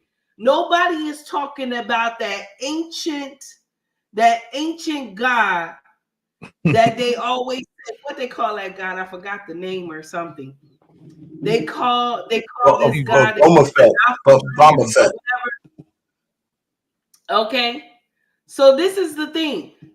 They all trying to mimic this old natural order or some nonsense. Because why would you want, why would you want a nation to turn itself into something that God did not design? That does not make sense. And nobody should vote for somebody that will get up and say it's okay for a man to change himself into a woman and a woman to change herself into a man. You know what, Lost, when you get a chance, scroll down. She said that. Scroll down and find it, because she said that. I understand. But this is the thing that irks me, is that we sitting up here, we want this shit to burn. I'm sharing with you right now, no other motherfucking nation wants y'all. I'm sorry. That's the truth. Y'all nasty, you rude, you don't know how to talk to nobody. Y'all tell people fuck you, all that. Ain't nobody want y'all ass. Y'all gonna have to stay the fuck right here. That's what it is. And that's the uncomfortable truth. And I'm done. You know what? So can I reply to that after whoever wants to go next? Hold on a second. I want to touch on what Take Heed said a minute ago. We can no longer afford to run. I'm going to tell you the reason why.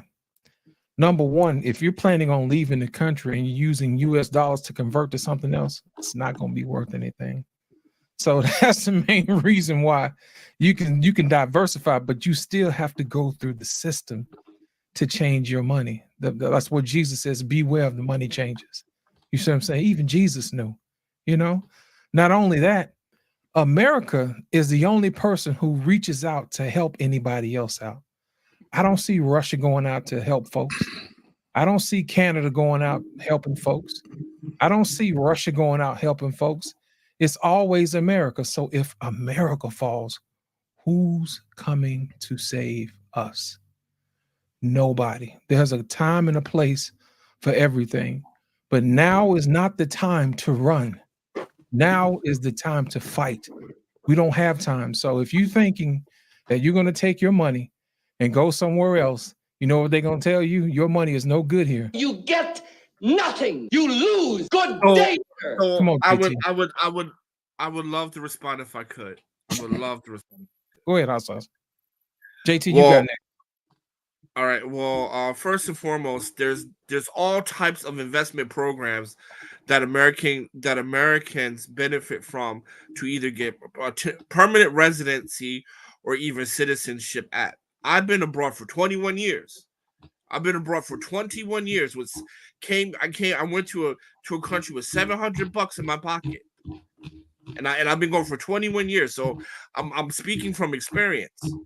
And there's all types of financial programs that you can enjoy as an American to get yourself, at least at the bare minimum, a permanent resident. And in some cases, citizenship, such as the Caribbean and stuff like that, right? They have a citizenship by investment in the Caribbean. So I'm saying all that, and then when it comes to the currency, if you have access to any big city, you can just go to ICBC, Bank of China. You can go to what's the name of that bank? Standard Chartered. You can go to Standard Chartered and open yourself up a multi-currency account. Does not peg to any specific. You can take your US dollars and open up a multi-currency account. Does not peg to any specific currency amount. right? It fluctuates with the market, right? There's things we can do, the average working class person can do, that can hedge yourself from these types of situations, right? And like King said, right, we don't want to repeat what King did. King said at the end, I regret because I sold my people into a burning house. It's not the fact of whether you want America to fall or not. You can see it on the wall. Right now, if you look, quick Google search, 15,000 people gave up their American citizenship to somewhere else, white folk. Everybody talks about how the American dream is over, right? But niggas are going to be the last one talking about, oh, we're going to sit here and fight for a country that never really fought for us in the first place. And then if you're on your spirit, if we're on the Bible tip, hey, we're only supposed to be here for a certain amount of time, and then we're supposed to be out anyway. So, and I'm not saying and please don't get me wrong, I'm not saying that Africa is the answer, because again, what I said, put your money in multi-currency accounts, Standard Charter. There's a lot of countries that you can either get citizenship by investment, or at least residency by investments, by starting a small business, things like that. There's ways in the system to get you around. And where they're talking about they hate Americans, they're talking about the fat, loud, white American. They're not talking about black Americans. And I'll pass the mic on that. And again, this is from somebody who's right now abroad and have been living abroad for 21 years. But Hot Sauce, you've been living abroad for 21 years. That's what I'm talking about. You've been living abroad for 21 years, and the shit is hitting the fan now. So how can somebody go and try to do the same thing when our currency right now is fucked up? Everything is messed up right now. People don't have a pot to piss in and a window to throw it out of right now because our economy is messed up. So you did the right thing. You left. You left already. You did the right thing 21 years ago. We talking about right now. Right now. Right now, you need to do it. Right. When I did it, it was a privilege. Right now. And Hot Sauce, though. Hot Sauce. One more thing, Hot Sauce. A lot of people's money. Hot Sauce. A lot of people's money don't travel like that. Yeah. They got to be present here. Like? First of all, we can't. No, I'm just saying. But before you get too excited, I'm just saying. I mean, what Take Heed said is still pertinent. Because you both be right. A lot of people would rather stay here and fight for the country than just leave it. And you've been going for 21 years. So most people are tethered to where they make their money. So it's not that easy for people to pick up roots and go to another country. I mean, listen, you want to argue and talk over me, but the truth of the matter is most people are tethered to where they make money. You could be right, Hot Sauce, but it's just true. Hold on a second, y'all. Before y'all get started, I'm going to go ahead and bring somebody in. Hot Sauce, before you go, coach out $20 a pack. Did you hear what I said? Ladies and gentlemen, welcome to the stage, the one and only, the angry man in the building. Oh, this motherfucker. There you go. So I've been sitting here listening to this bullshit. Oh, yeah. Waiting. Okay. What kills me about Negroes, see, there used to be a time where we used to talk about uppity ass Negroes. It was the Negroes that got college educations. They thought they was better than everybody else. Now it's the Negroes that live outside of the country. Every damn time you have these discussions, there's always a Negro that lives outside of the country that all of a sudden, well, I've been living outside of the country for X amount of years. Nobody gives a shit. No one cares how long you've been living outside the country. That does not qualify you for anything other than the fact that you have a fucking passport and the ability to get on a fucking plane. That's it. It does not make you an expert on any fucking thing as far as that goes. Now, as far as China goes, fuck China as a staff, record label, and as a motherfucker. And if you like China, fuck you too. Fuck all of that shit. We not doing none of that goofy shit. We standing 10 toes down right here in the US of A, and we gonna ride this motherfucker till the wheels fall off. I don't give a shit. I will be standing on the edge of the fucking ship that is America, saluting as that motherfucker goes down. I'm not about to go over there and hang out with a bunch of commie bastards talking all of that goofy shit that they over there talking, because a lot of the problems we got over here is caused by them.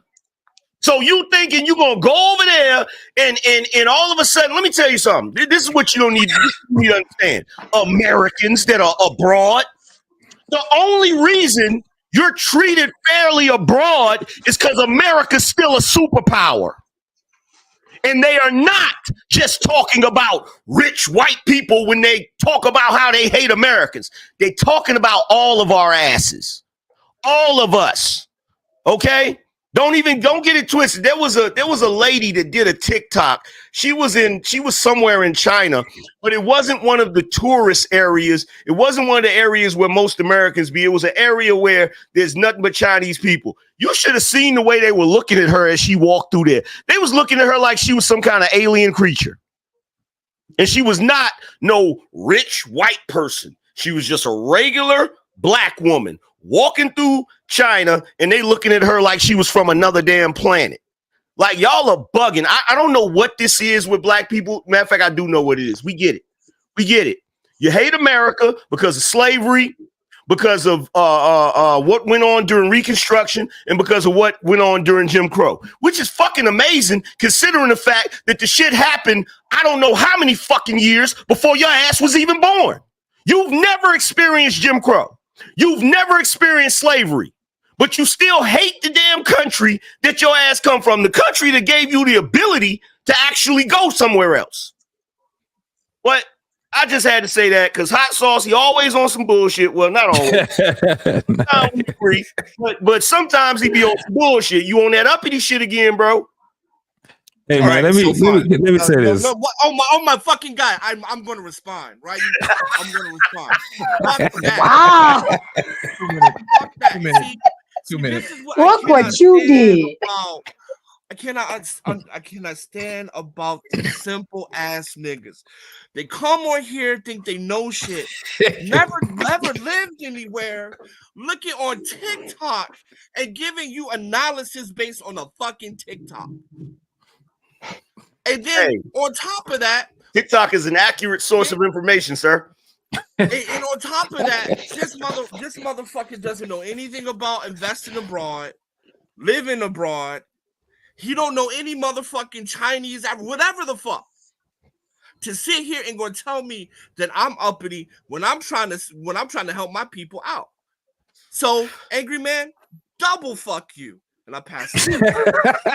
Wow. Hey man, let me say this, man. Baby oil start flying around, man. You know what and I'm saying? you know what? When America is fall, please give me a call. Please give me a call. Because I'm gonna pay for your plane ticket. And as soon as you land here, I'm gonna call the fucking authorities and arrest this nigga. Hey man, let me say this, man. Because if America falls, the last place I'm going is China. I'm going to be in a Latin-speaking country, and when you come to that country, you know what I'm gonna say? You're gonna be like, "Ooh, it's nice around here for us." I'm gonna say, "What do you mean us, Negro?" We don't speak English. Well, you know black. Me no black. I have permanent residence in Kenya, my niggas. So there you go. I have permanent residence in Kenya. Yes. Kenya. Oh, you mean Kenya, where black Americans have to pay double the price of what everybody in Kenya pays? Oh, didn't think I knew about that, did you? Same thing in I Latin knew America. about that, did you? Same thing in America. Hey, check this out. Hey, check this out, Hot Sauce. Check this out, Hot Sauce. I get that you feel that you're an expert because you travel somewhere else, you got boots on the ground, you know what's going on there and shit, and that's cool. And that would have been valuable in 1920. We have the internet now, my friend. We have information now, my friend. I can literally have a conversation with someone in Kenya over there, my friend. Now, bro. My friend. All right, say what? In 2026, my friend. No, I say enjoy the internet in 2026. Well, you shouldn't have voted for Joe Biden like I told you not to back in 2020. No, who the fuck voted for Joe Biden? You. we wouldn't have this issue. All right, man. Let me go ahead and get my 2 cents in this shit, man. So you're an asshole. Katrina already showed us that motherfuckers ain't going no motherfucking where when the shit hit the fan. That's what Katrina showed us. It was wind blowing, motherfucking shit falling, water going all over the place, and motherfuckers still didn't go. They were warned 2 weeks in advance. Get the fuck up and get the fuck out. And they couldn't even go 520 fucking miles. What make you think motherfuckers gonna sit back and go over across the waters from that point on? This shit ain't going nowhere. Niggas gonna stay right here. Y'all niggas ain't going nowhere. I get it. Y'all niggas ain't going nowhere. JT, you know what they're doing? You know what they were doing during Hurricane Helene? Black people were taking the opportunity to make those videos where they stand in the wind like Michael Jackson and had the song "What About Us" in the background. What about us? With the wind blowing. There was one dude holding on to 2 trees and shit. That's what they're doing. You and I. Who's he get to make a TikTok, bruh? Just to make a TikTok video. Just to make a TikTok video. Nigga, listen. Paris 2024. Man, listen. I got some fallen families and friends, man. I wish they could just come back here just for a day, just to come and see this shit. I wish I had a cousin that was really close to me. I wish I could just call him and say, man, don't worry about it. You ain't missing shit. Look at this shit right here. Niggas is really doing this crazy shit. Motherfuckers are, listen, the dollar gonna fall, whatever, everything collapsed. Ain't nobody, niggas gonna have passports and all kind of shit. Do you understand that motherfuckers don't even know how to get around the US, let alone China or Africa or going over to Europe? Don't go nowhere. Don't stay the fuck there. Don't go nowhere. No, listen. Even if a nigga did go, let me tell you something. Even if a motherfucker did go, I had 8 years, 7, 8 years in Europe. I knew the Autobahn like the back of my hand. I can go right now. I ain't been there in 20 years. And I can go to Germany. I can go to Brussels. I can go to the Netherlands. And I know the Autobahn like the back of my hand right now. However, that shit has changed a very long time. What about Why? Why? But that shit has changed so fucking much. I know that it has, right? However, motherfuckers are going to ride until the wheels fall off over here in America. At the end of the day, my whole thing is that we're just going to have to fight. You ain't got no fucking choice. Have y'all ever been to the airport and try to fly on the motherfucking on holidays? Go to the airport, plan some shit on Christmas and go to the airport. Watch how many motherfucking flights get canceled. You don't think they're going to be canceling motherfucking flights left and right when motherfuckers is trying to take their punk ass over there to wherever they going? They're going to be canceling flights like crazy. It's a fucking pandemic. Somewhere. Yeah, we're gonna take your punk ass down somewhere. Ain't nobody get some nigga cook. Ain't nobody going no fucking where. Go back to where the fuck you came from, because we ain't no. Can you imagine when you go into the motherfucking the national park, right? Motherfuckers been flying domestic for a very long time in America. Now take your ass on the international part. Try to get through customs. Bro, you know, niggas can't even do shit in America the right way. Motherfuckers still got these big ass motherfucking mouthwash bottles and all that shit. Now imagine trying to get over in international. Well, JT, part of the problem there when it comes to that is, and I'm a little bit cynical when it comes to this part, is that we're too free. And what I mean by too free is that we're so free, it's almost detrimental to have any type of organizational type of control or constraint. It's like as soon as you try to exercise any type of control, rule, or I don't know, orderly conduct, It's like, I'm an American, I have rights, I'm free. You don't tell me what to do.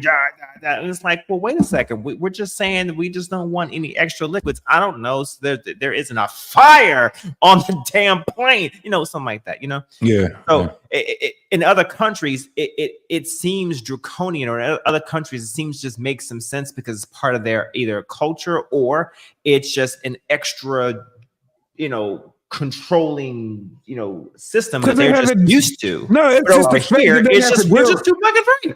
No, it's the fact that they got to deal with motherfucking real terrorists. Can I say something?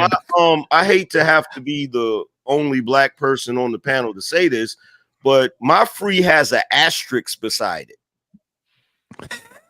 So, my thing is this: as a brother, as a nigga, my free has an asterisk beside it.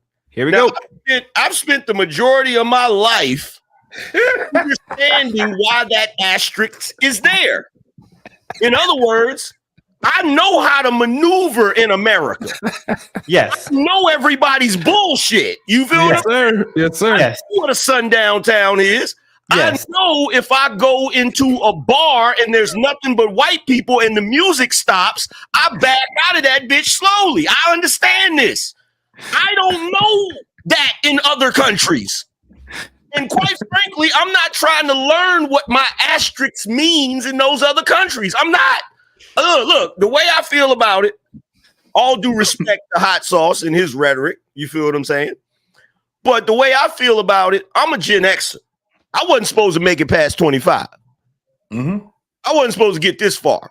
So I'm willing to go down with the ship like no man has ever gone down with the ship before, bro. I'm not going nowhere. I spent too much time in this motherfucking country figuring this shit out, bro. And I'll be damned that once I figured it out and I got a little bit of paper in my pocket, this bitch gonna fall. I'll be damned. No. Hell no. I'm happy to go somewhere else. It is absolutely no. What he's saying though, to leave the country, bro. Stay there if you want. We gonna figure this shit out, Hot Sauce. No, but what he's saying is, and I get what I know. Hot Sauce on some real ass shit. I definitely get what you said, but you planned for, you planned for years to get that to happen, homie. So you got some skin in the game. No, you know what? Forget I said it. Y'all niggas stay. Forget I said it. I regret saying no, but listen, let me stay in the ground and fight. Hold on. Let me just make my point to what Angry Bill was just saying. I'm swear to God, I put this on everything I love, dog. It was motherfuckers was in the Carolinas. They was in Georgia when they found out that this damn hurricane came. Let me tell you something. The motherfucker that just built his deck, just painted his fucking walls, that motherfucker that cut his grass, just put a new swing on his shit. This nigga that want to sit back, he wasn't going nowhere when they told them it is advised for you to evacuate. They were like, fuck what you talking about. I'm going to ride this bitch until the wheels fall off. That's the reality of it. Lieutenant Dan from Forrest Gump on the top of the ship. Yeah. Yep. Yes. On the top of the ship. Like, no. Stay and fight. Motherfuckers, dog, Hawaii. It was the same for that tsunami come. What do? They be like, nigga, look. Bunkering down. That's what they got. They got wet. Ladies and gentlemen, welcome to the show, Antoine. What up, Antoine? What's going on, player? What's going on, everybody? Green Society. I'm sorry, Antoine. No, I just got back from. Man. You know, these folk get long-winded, man. Go ahead, man. Welcome to the show. show. Yeah, I just got Great back from work. conversation, Yeah, it is. I was listening to you guys and everything else. My thing, I put it like this. I understand why some people don't feel comfortable with Vice President Harris. I understand why some people don't feel comfortable for President Trump. My thing is this. I'm not going with Jesus simply because this is a person who has an ego as big as the sun. This is a person who doesn't know how to humble himself. This is a person who acts like as if he has all the answers. He's the best thing since sliced bread.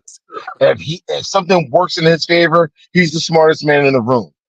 If something doesn't work, he's ready to blame somebody else. And the one main reason why I don't feel comfortable with him getting him the football again, I got 5 reasons. and it's 5 brothers in New York back in 1989. When he took out that ad. Get the fuck out of here. I just did a show on that shit. Them niggas was complicit in that damn crime. They wasn't even innocent.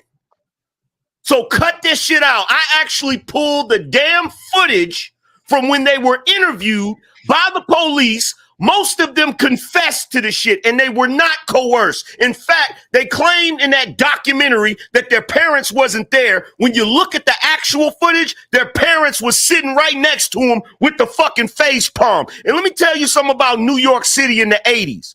No teenagers go to Central Park at nighttime to have fun. They go there to I know that. To rob people and all of that shit. So we don't want to hear about the Central Park 5. Fuck all of that. Now, as far as him having an ego, he's the president. He's supposed to have a damn ego. That's why I started laughing. Especially considering he has to go up against the likes of Kim Jong-un or whichever one it is at this point, Jinping, freaking Putin, and all these other monsters that are out. Like, what are we talking about, bro?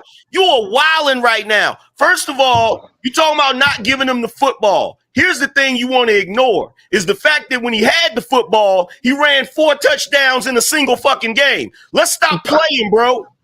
Come on, man. What is Kamala gonna do other than what? I don't know. Honestly, I didn't say I was going for her either. You don't know. I might leave that spot blank. That might be the one part on the ballot I might leave blank and go from there. It's bad. You know what? As bad as it is right now, it's bad. My bad. Take heed. Let me just say this real quick. As bad as it is right now, as much as I hated George W., I'd even take George W. right now over Kamala Harris. Damn. Real. Stay out Can I ask y'all a question? Did anybody read the article? I did. Did anybody read the newspaper? Because the newspaper didn't even mention these 5 gentlemen. It didn't. All it did was say that the death penalty should come back because of how people can't walk in the park and be safe anymore. Take heed. Which people did he say can't walk in the park and be safe anymore? This is the thing is he didn't specify who is he didn't. This is the thing that irks my nerve is that he did. He said black people, white people, Asians, and Latino people can't even walk through. He literally named every demographic of law-abiding citizens. But he said law-abiding. That's why I went with that because that's everybody. But the thing is, everybody is law. You know, we all from different races, but all of us ain't out here doing criminal shit. The thing is that irked my nerve is that they blame him for this, but then we all forget that the district attorney was a Democrat. We all forgot all that. And the Central Park 5, they was all asses to go to the DNC anyway. The Democrats is the one that put them in that space where they worked for all those years. That does not make sense. And anybody know back in the day, if you grew up in the 70s and 80s, your mama would tell you, don't let that street light catch you. Anybody who was outside past that street light going on, you on some motherfucking demon time. You wasn't out there just walking. Trouble. That's the truth. Hey, look, check this out. Somebody in the chat room said that that's not true. Let me tell you something. I'm willing to put money on it. I can show you the footage of them answering the police's questions. Police wasn't even interrogating them. They was just asking them questions. And they were teenage boys that knew they were in trouble. And guess what they started doing? They started confessing to the lesser crimes that they were doing because they didn't want to be linked to the jogger. The jogger that got assaulted, they didn't want to be linked to that. You even have one brother saying, well, I didn't do nothing to her. I just held her legs down. This is not somebody else saying this. This is them saying this. And I know what New York in the 80s was like. Let's stop playing this game, man. I know y'all want to believe that every black person that gets prosecuted is Martin Luther King Jr., but I got news for you. Martin Luther King Jr. wasn't even Martin Luther King Jr. Y'all got to stop playing these goofy games, man, and trying your best to repeat rhetoric that you see on the news that don't add up to shit. At the end of the day, this man was president for 4 years. And compared to what we're going through now, those 4 years were like a paradise. What are we talking about? It's not about personality. It's about, are you going to do the job well? It's hilarious to me because a lot of you work jobs at companies that have racist CEOs. You still go there every day and work and collect your check, don't you? Did you hear Yes, sir, Mr. Cartwright. But Yes, we also had, let me tell you something, in the military, right? We had colonels, right? Them motherfuckers was assholes, sergeant majors, assholes. But guess what? When we got deployed, the motherfuckers was the motherfuckers. We was like, that's the right motherfucker right there. Why? Because the motherfuckers was making sound decisions. Them niggas couldn't talk worth shit. We had a damn sergeant major, man. That motherfucker so country, man. Short country ass. You just looking like, what the fuck? Then, but you have to ask yourself, how does this motherfucker survive for 20 plus years in this motherfucker being who he is? You find that shit out when you get deployed.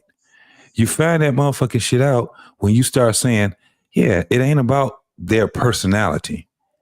Can this motherfucker make sound fucking decisions? Would you follow this motherfucker when it came down to it, that's one of the biggest things that I looked at. I don't give a fuck about a motherfucker's personality when it's all about saving my goddamn life. Let me say one more thing to you right quick, angry man. A lot of people talk a lot of shit about Martin Luther King, and it's funny now that we get a chance to see these young motherfuckers. They don't even know how to pronounce his name right. Martin Luther the King, Martin Lucia King. They don't know nothing about this man's life. First and foremost, they have no idea of who his mama really was. They think his mama, that she died before he did, right? Most people do. Well, no, she didn't.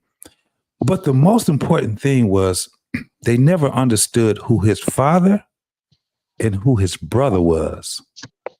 If you understand who Martin Luther King's brother was, you'll say, whoa, this family wasn't no joke.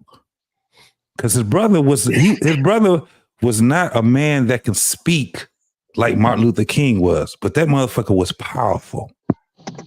Look him up. Look him up. Look his mama up. Look at the real reason why his mother was killed. Do you know how many people in his family was killed before him? Yeah, but let me ask Antoine this question. I gotta ask him this question, Antoine. And I hate to have to pull the stunt that Matthew McConaughey pulled on The Time to Kill, but I gotta ask you this question: If the Central Park Five would have been 5 white guys that did that to a black female jogger, would you still feel the same way? If it was 5 white guys, if it was 5 white guys, if it was 5 white guys that was accused of attacking a black woman that was jogging through Central Park, would you be calling for the death penalty? And would you have felt the same way that Donald Trump felt? Or would you been like, no, they're innocent. We need to exhaust all resources to find out what really happened? You make a fair point there. I know. You make a fair point. You make a fair point. I know, because you would be like, they need to be, we need to lock them up. Like we be going off. One of the biggest things with that thing with Trump is he was a private citizen then, and he didn't make legislation that destroyed a whole goddamn generation of men. He was talking as a private citizen. He was talking about what should happen, and that was it. And they're trying to equate that to Biden and all those assholes. I mean, Biden is a bigger racist. He's more of a racist than Trump ever was. Where's my favorite picture? It's all over the place. Look at how many people from my generation and some of the boomers that were locked up because of the Biden crime bill. Like, we literally have a issue in this country that no one will dispute of mass incarceration. It has been discussed for the past few years because now everybody's finally willing to admit the irreparable damage that was caused to this country by that crime bill. I know about that crime bill because my wife's family was affected by that. And I'm willing to admit, and I've said it, in 2020, I left that part blank on the ballot. I didn't vote for Trump nor Biden. Well, here's the thing. I left that blank. Antoine, you can leave it blank all you want to, but that don't stop people from going to jail, brother. That's the point I'm trying to make, man. You can stick your head in the sand, but sometimes you got to fight, man. You got to fight. And I think that's our problem. America, let me tell you something about us, man, about black folks. We hate to lose. We will bet on the most raggediest horse there is. But if he got our lucky number on him, we're going to bet on him. No matter whatever his stat sheets say, we're going to bet on him because he wearing our number. We don't do no research. We don't look to see who the jockey is. We don't see who the owner is. We don't see who the trainer is. We don't check whether or not this horse run good in the grass or the mud. All we know is he got lucky number 7 on. And that's my grandmama's birthday. And she always believed That's the month I was born in, the month of July. And then we wonder why we always lose. We don't never win. Go ahead, Arpain. That's one thing before Boss Man goes. Let me tell you this. I think people don't understand, and I haven't been around a lot of real racists, right? But Donald Trump has so much interface with black, brown, and all kinds of people in his life. A real racist wouldn't even be, I mean, he wouldn't even have to pretend. I mean, when you're really racist, your soul hates somebody, and you have to remind yourself how you hate them so much. You ain't doing collaborations. You ain't doing shows. You ain't sitting down in the same room. You're not doing none of those things, man.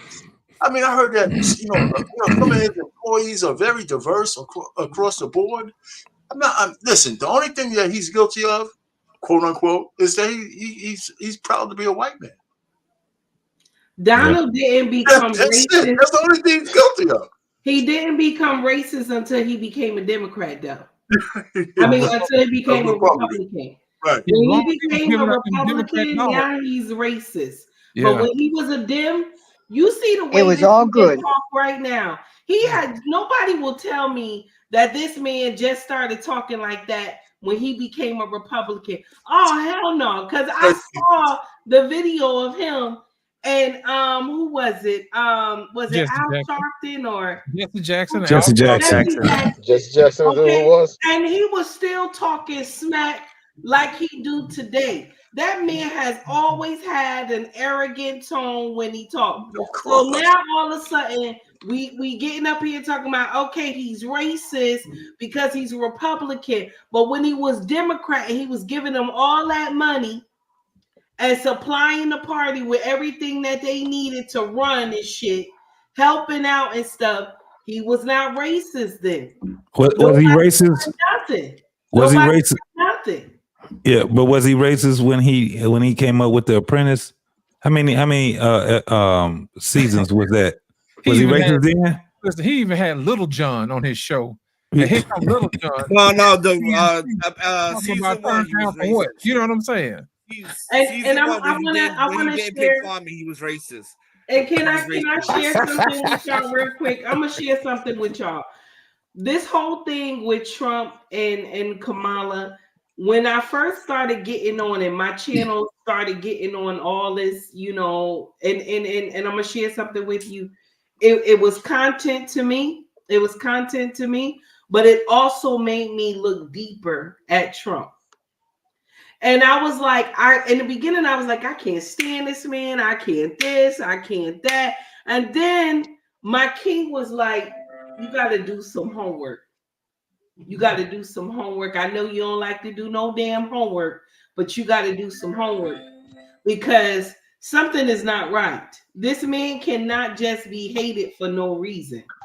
Okay? So you got to do homework. And when I started diving deep and checking out shit, I'm like, wait a minute. Wait a minute. So let me share something with y'all. Okay. My king said for him and his household, we gonna vote Trump. I said, oh damn. He said, yeah, we gonna go Trump. Because ain't no way that I could sit up here and vote for somebody who believe it's okay for men to be turned into girls and for girls to be turned into men and for the deletion of babies close to 9 months. And I looked at my husband, he said, yeah, we ain't doing that. We're not doing that. Our business survived better under Trump. We're not doing that. I'm looking for my husband said, I'm looking towards the future, not nonsense. All because y'all all sitting up here talking about she black. Okay. He said, start doing your research.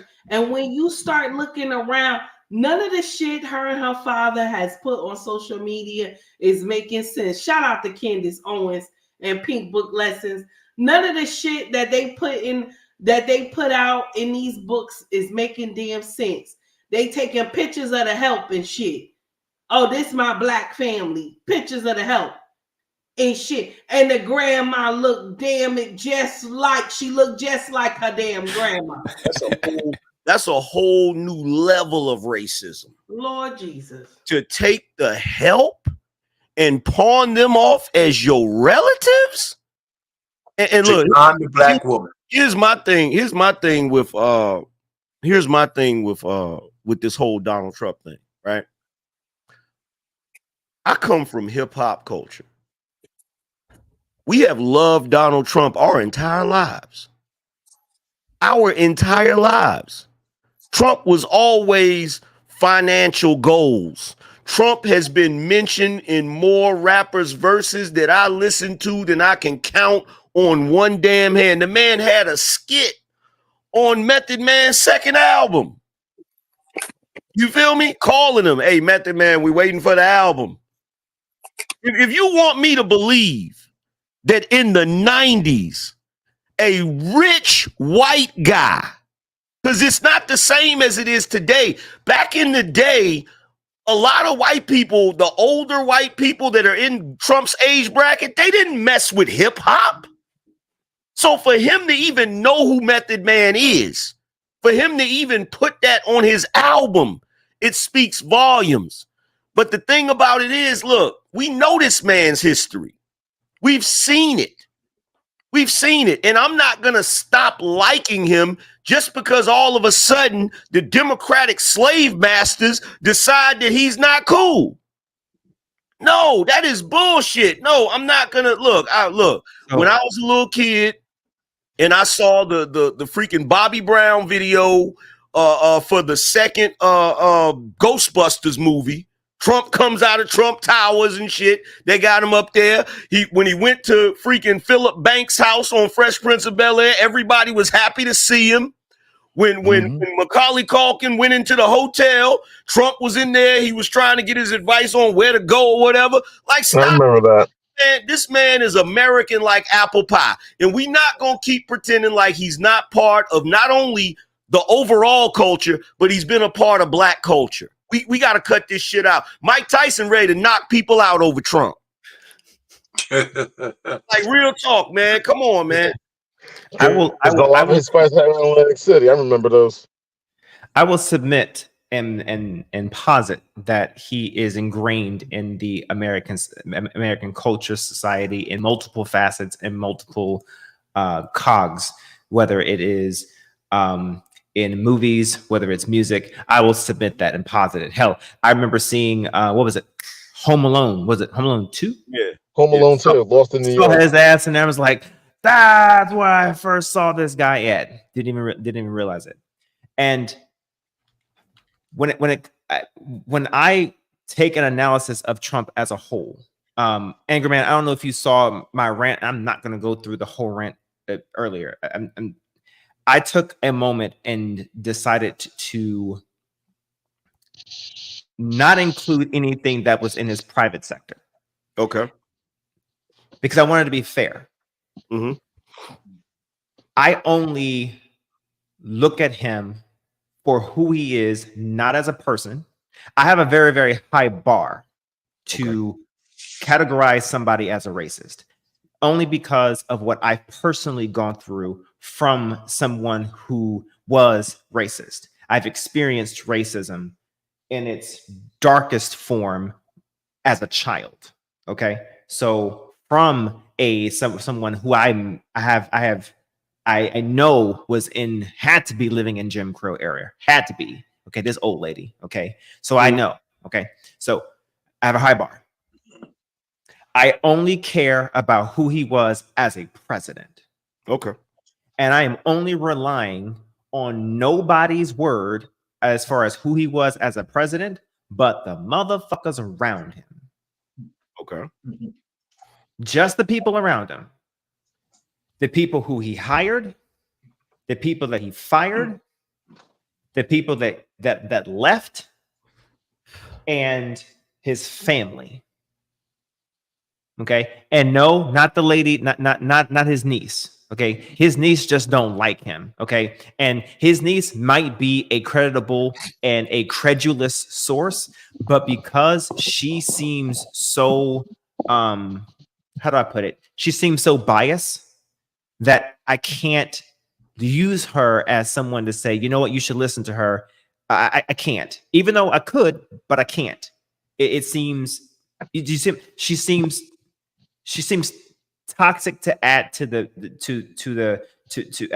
my point. Okay, I can't do that. But I only look at people who were in his circle. Okay, and I forgot to mention somebody else. His Department of Defense secretary. Okay, I forget his name. I should have looked it up earlier. But Mad Dog Mattis, was it? So Mattis was one of them. His chief of staff, I forget his name as well. Millie? Millie. There we go. Department of Defense secretary. There we go. Defense secretary, Millie. He has nothing but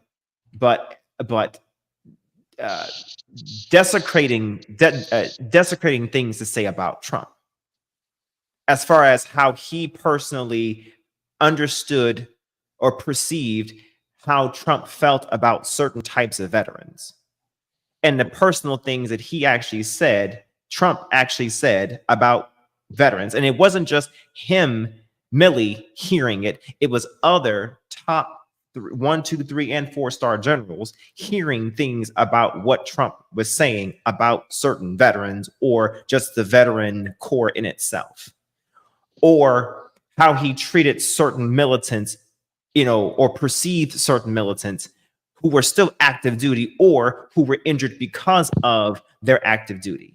Or if we want to talk about,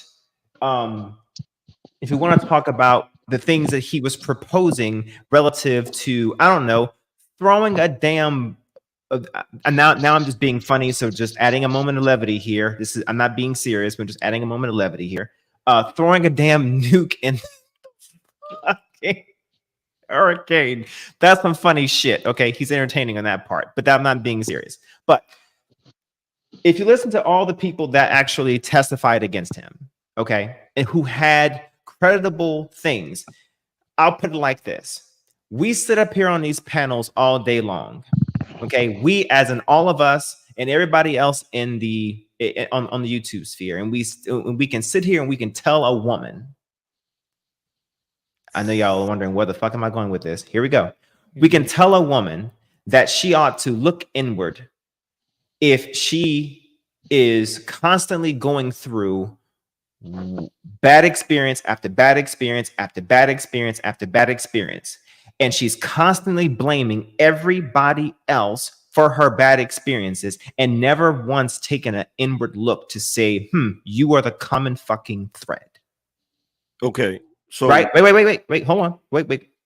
So if we can say that to a woman and say that maybe there is some truth in the fact that maybe you had some part in it, and maybe there's some fault for you as far as your own personal experiences to play a role in why you went through some of the things you're going through, then I can believe in what you guys are saying, that some of this is because Democrats hate Trump. And I can understand that some of this is just because they just fucking hate the guy, right? I can agree to that. But I'm also going to need for people to also understand that everything this man touches, no matter where he goes, especially in his presidency, his own chief of staff, his Department of Defense secretary, his own intelligence community staff told him that he quoted that he was a threat to national fucking security. He was a national security nightmare. You know why all this is? See, I don't really go into this on YouTube, and I try to avoid talking about certain things or whatever, right? Sure.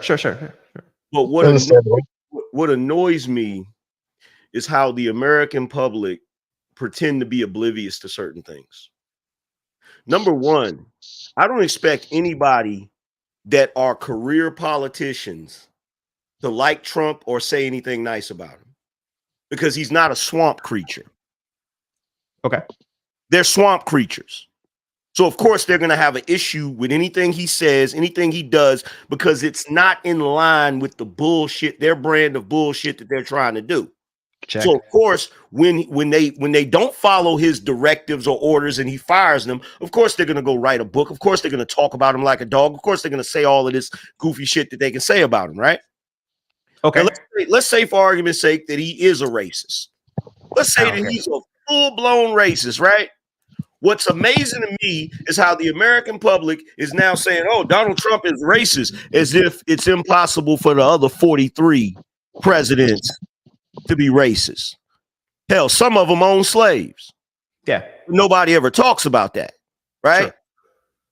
But for some reason, he's the only U.S. president that's a racist. He's the only one that's labeled a racist. Nobody sees anything strange about that. That's why I can't use it as an argument. That's why I can't use it, because most of them were. But here's the thing, though. Here's the thing, though, right? Yeah. Strom Thurmond from South Carolina, straight up racist. Dr. Claude Anderson did business with him. He said, hey, man, we need some bulldozers and stuff. We're trying to build something down here in South Carolina. And Dr. Claude Anderson, who was a part of, I can't remember, I think Bush's administration, I'm not sure. It was Bush, and it was the both Bushes, and it was the first black president, yes, and Clinton. Okay, all three of them. Cool. So he said, look, when Strom Thurmond hit him with that, he didn't say, I'm not doing business with you. You're a racist. No, what he said was, okay, if you want this, then quid pro quo, I'm going to need you to do this.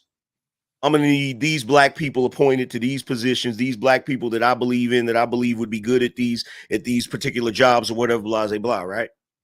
Because Dr. Claude Anderson, even though he understands the racial undertone of the politics of this country, and the institutions of this country, he understands that the only way to win the game is to actually be in the game and to play the game, right? Sure. So when it comes to Donald Trump, you know, if he was racist, me personally, I think that's irrelevant if you're actually getting policies that are benefiting the people that they claim he's being racist towards. That makes him a failure as a racist. If you're actually doing things that are benefiting black people and you're supposed to be racist towards them, that makes him a failure as a racist. That's one of the worst. He's one of the worst racists then. Exactly. I agree with that. Go ahead. Now, as far as his staff, right? I take anything that members of his staff that criticize him, or especially the ones that are fired, I take it with a grain of salt. Because I understand that he's not a politician. He doesn't belong to their club. And when you look at people like Obama, Hillary Clinton, all of those different people, and this is the part that I don't want to say, I'm going to say it in code. The reason why you don't hear a lot of people coming out talking about them after they get fired or whatever, the same way they talk about Donald Trump, is because, quite frankly, those people want to still be around. Yeah. That's the difference. Okay. The difference with Donald Trump is he cannot exercise the same level retribution that these other guys will, because the moment he does something like that, he's gonna be right up there on the damn stand looking crazy. He doesn't have the same protection as other individuals that engage in, you know, questionable activities. That's all I'll say. So I don't, my thing with Donald Trump, you know, and at the end of the day, I would be considered conservative, Republican, whatever. I really don't care who people vote for. If people vote for Kamala Harris, I think they're crazy. I think they've lost their mind, because, you know, part of me is, you know, there's a part of me that's really fucked up. You know, like sometimes people are trying to make decisions that I know are bad decisions. And sometimes I like to see them get punished for their decision. You feel what I'm saying? So it really, at the end of the day, I'm to the point where it doesn't matter to me who gets in office. Because if Trump gets in office, I feel like shit's going to be better. That's going to be awesome. People are going to hate his ass and talk crazy about him from the left. That's going to give me content to talk about. If Kamala gets in office, it's going to be a total train wreck, and I get to laugh at everybody and say, I told you so. It's sick and twisted, but it is what it is. But my whole thing with any of these politicians is, what is the results?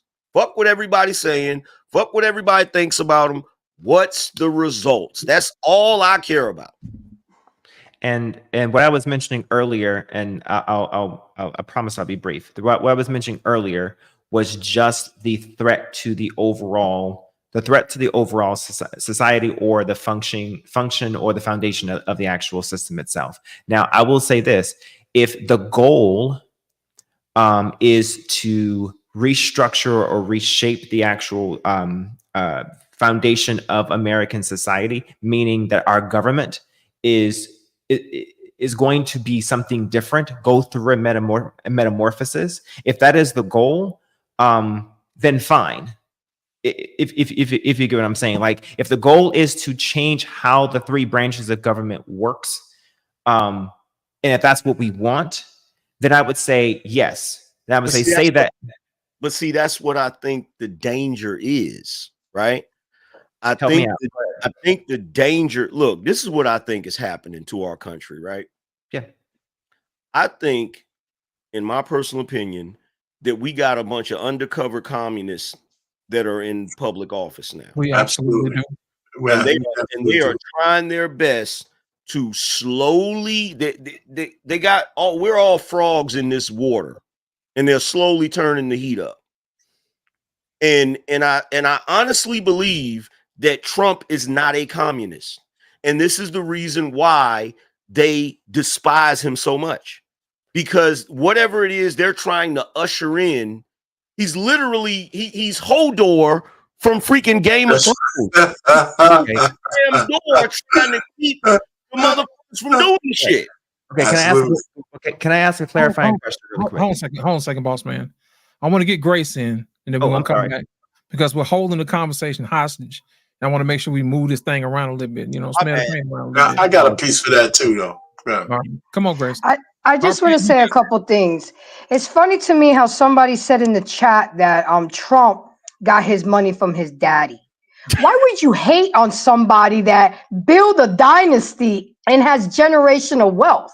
You're a fucking hater, because that is the point of being parents and building generational wealth. Because I used to get that bullshit all the time. Oh, you got money because of daddy. Don't hate. Try to learn. Duplicate. Congratulate. Learn from me. Learn from my father. That's crazy to me. And the fact that a lot of black people say that Trump is racist, yeah, black folks are one of the most racist races that I've ever seen. Okay?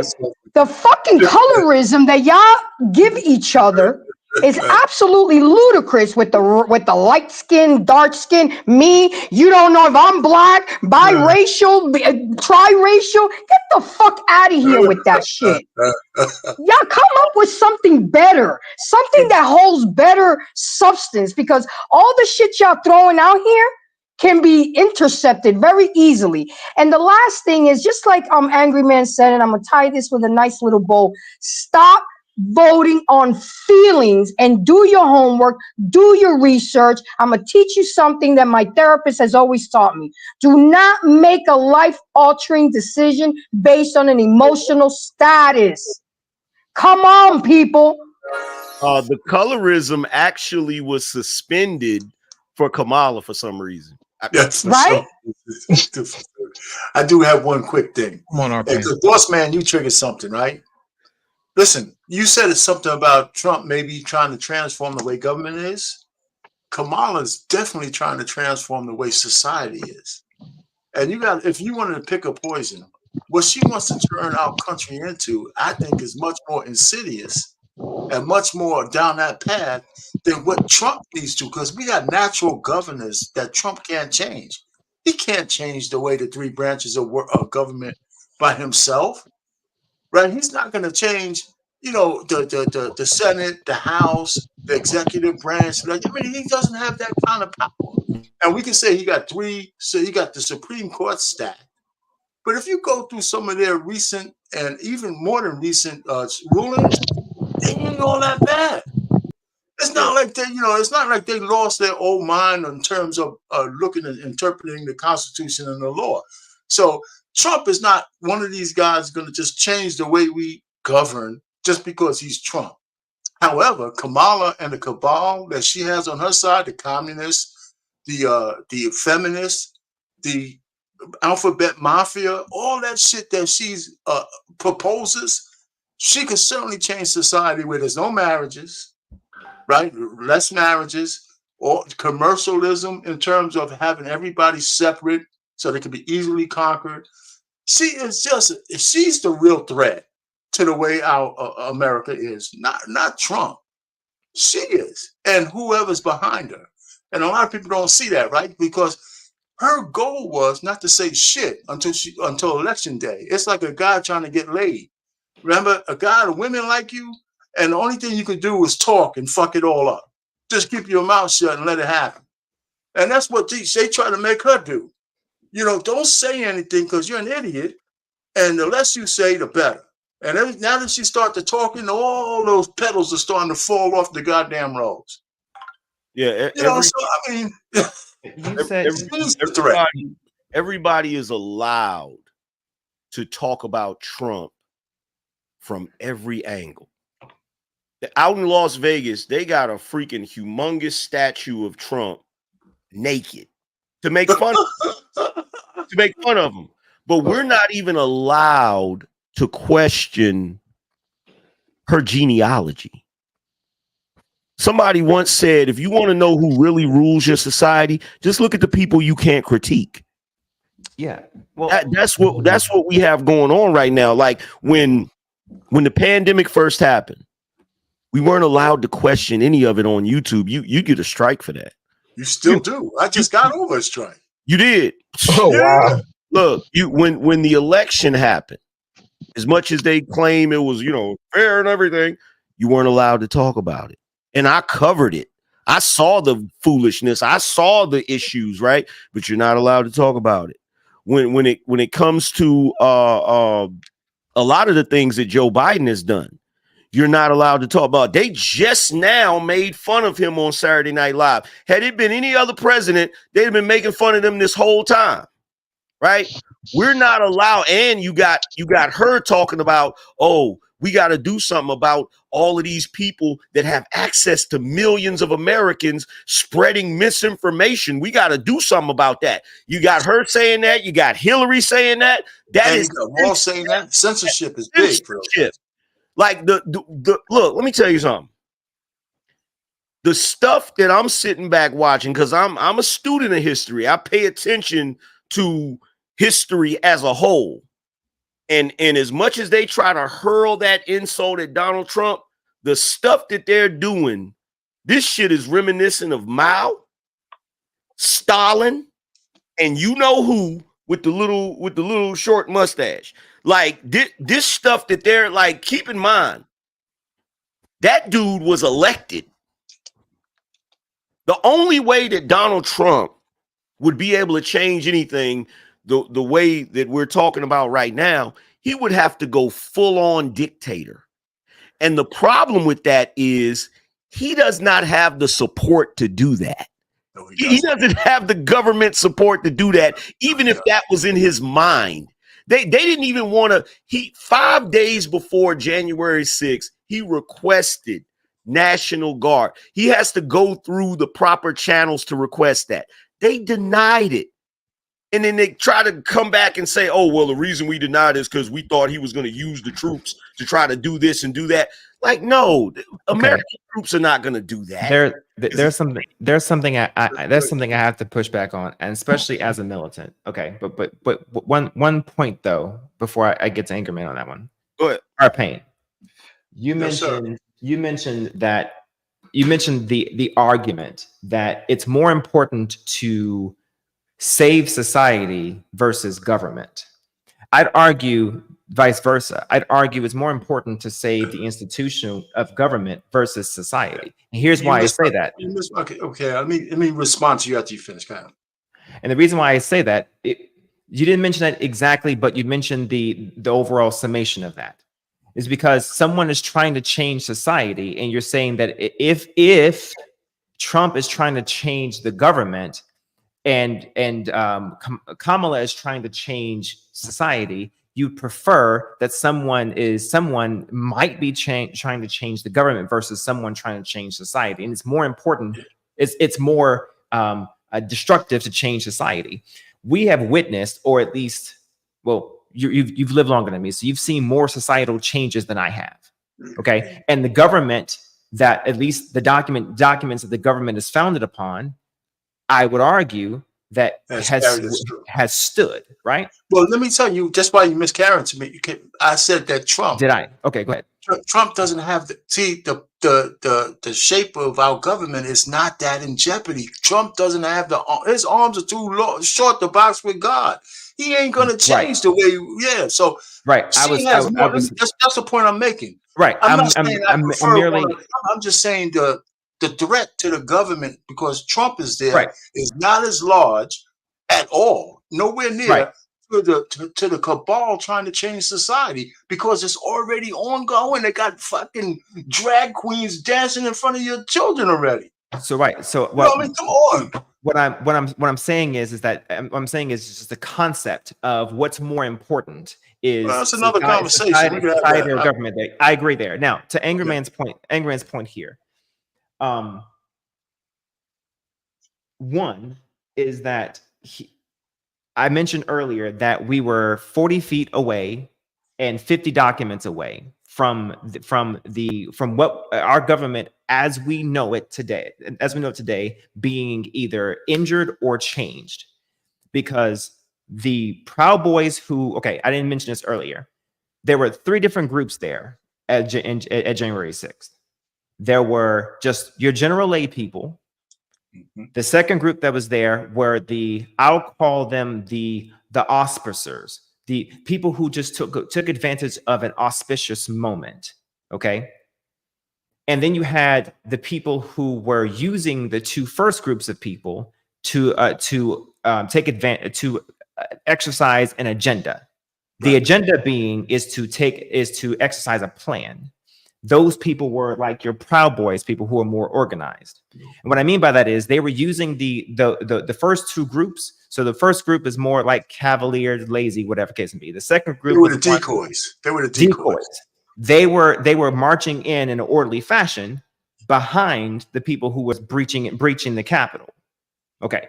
Those individuals with like handcuffed zip ties and jackets and flak jackets and shit like that, they were after two things. Yeah, sure, they were after Nancy, but whatever.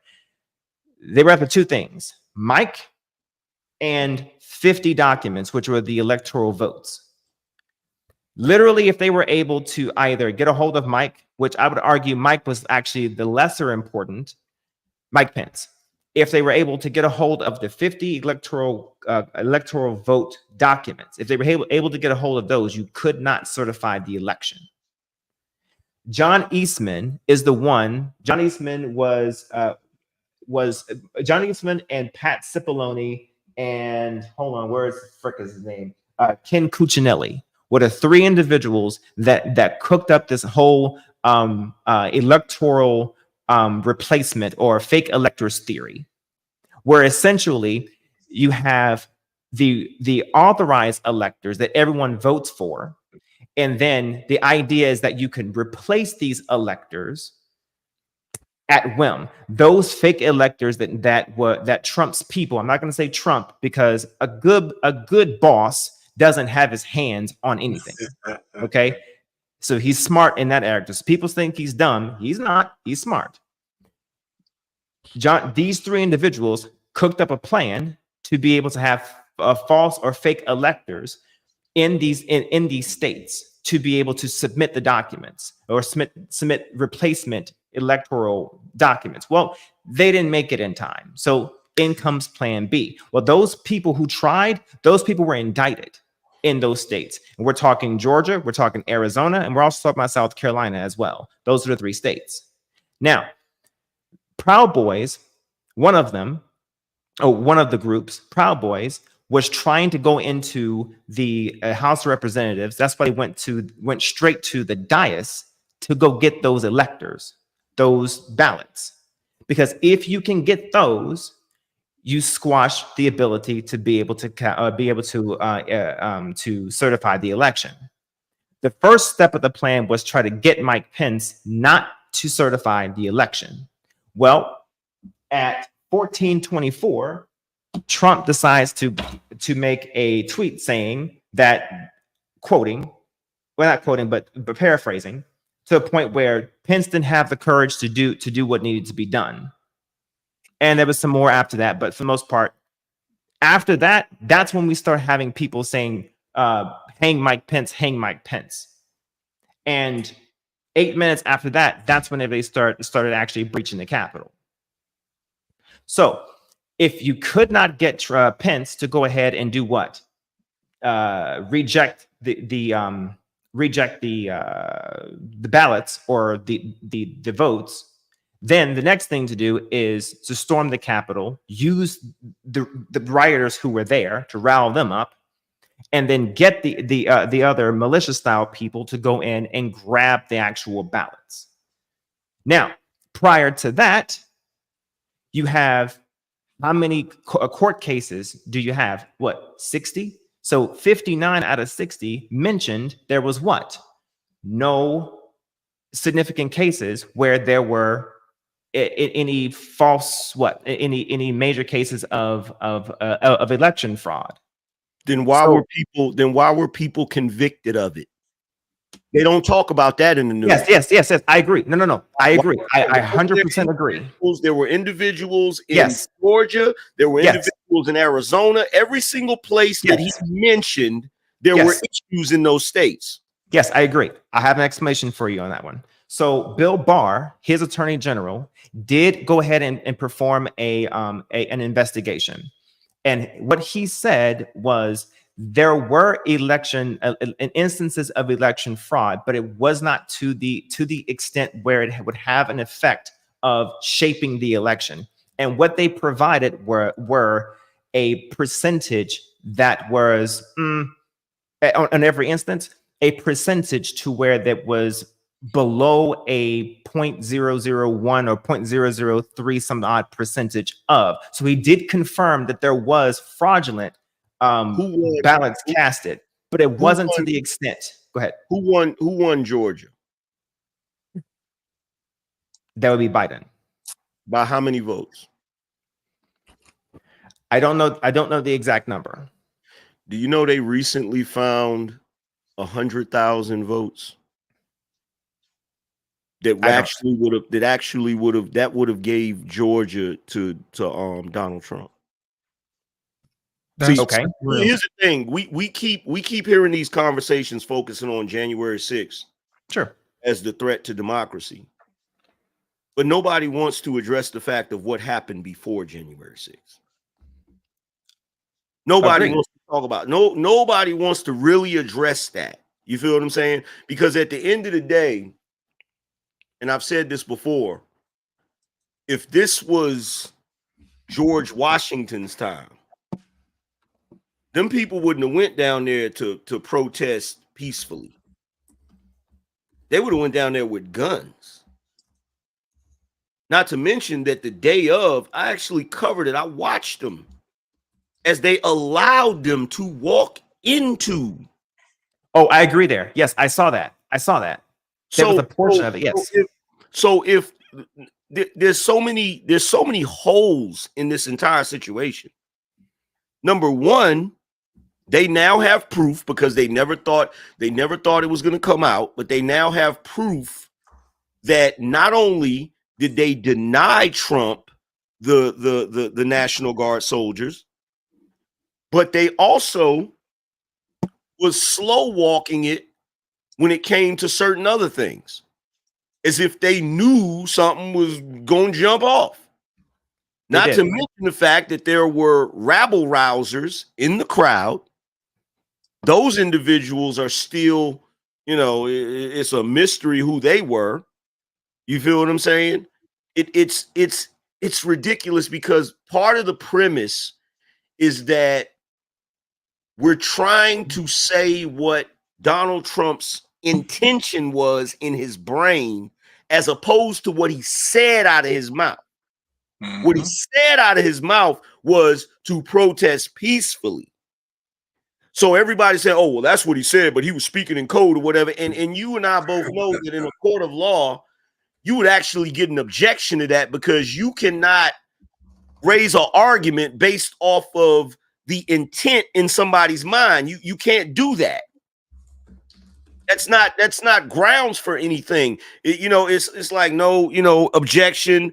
That question proposes that what the client was thinking at the time. You don't know what he was thinking at the time. You can only go by what was said and what was done. And then you got this video coming out of Nancy Pelosi admitting that it's her fault with the whole National Guard thing. And I don't look, here's my thing with the January 6th shit. It's obvious what that was. I can't say it up here. I'm not going to say it up here, but we can all put our brains together. It is obvious what that was, considering that it's the biggest weapon being used right now. That whole situation is weaponized right now, just like the pandemic is weaponized right now. Because guess what? If you don't have January 6th, if you don't have the pandemic, you know what you have? You have a super successful president for 4 years that's probably the most successful president in the history of our damn country. Without those two things. So it's really interesting and convenient that those two things just happen to happen on Donald Trump's watch. Okay. I'm just saying. Hold on a second. Here's my thing. Go ahead, Loss. Earlier, you said that they had 50 ballots, right? And if they had to stop them with those little pieces of paper, Joe Biden would have been president, right? They would not have been able to certify the election. Okay. Let me ask you a question. Did they stop making printers that day?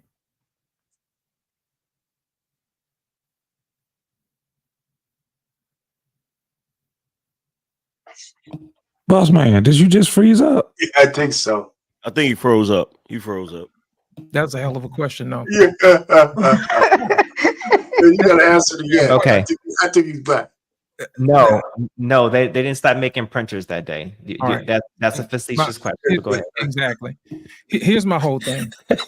Your computer was helping you. It's like, don't answer that. That's still Devil, stay busy. Stay busy. Listen, here's my whole thing. We like to talk about what could have happened. Let's talk about what did happen. Inflation happened. We have a candidate who doesn't see a whole half of the country because she's worried about reproductive rights. Let me ask you a question. What's more important, feeding your child or ripping your child from your womb?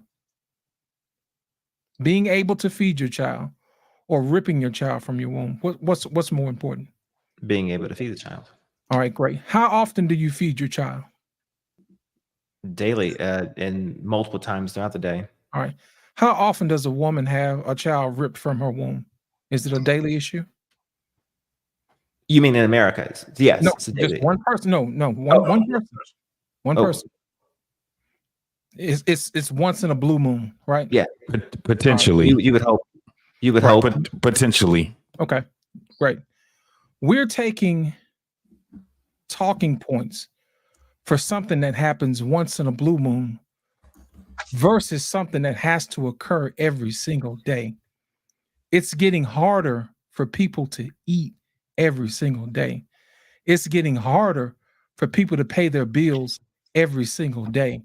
It's getting harder for people to keep their jobs every single day.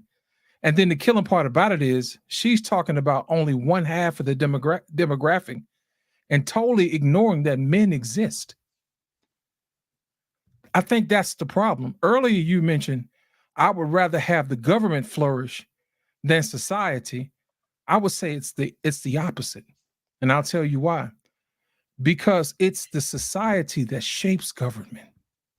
You see what I'm saying? It's society that puts those people in office who controls the government. If you have a whole bunch of people who only see half the people, how are they going to govern all of the people?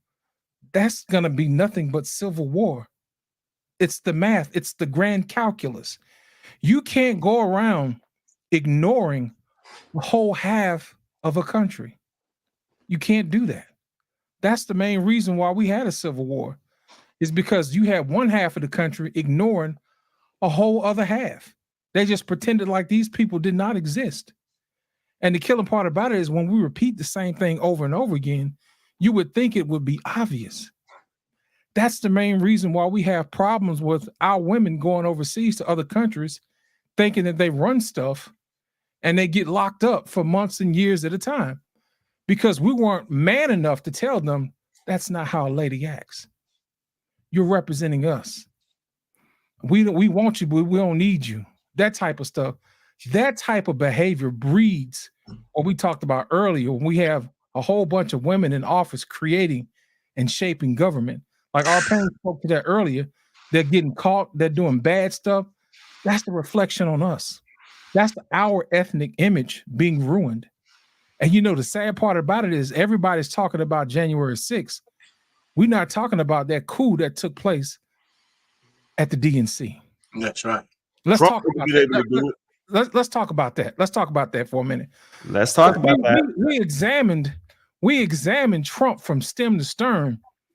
But my thing is this: nobody's even asked questions about where Miss Harris came from. Where's her ideologies come from? You know what I mean? Let me ask you this: would you rather have socialism or would you rather have free capitalism? Which one is it? Talk to me. Because free capitalism built this nation. Free capitalism saves other people from getting their asses kicked overseas in other wars because of our overflow from the grace that abounds from us. So if we're all spread out and everybody's got everything, how can we go help anybody else? It's bad enough we can't help our own people here. But at the same time, we're going to turn around and tell half the nation you don't exist because it's my body, my choice. No man can tell me what to do with this body. But at the same time, you're carrying half of who he is.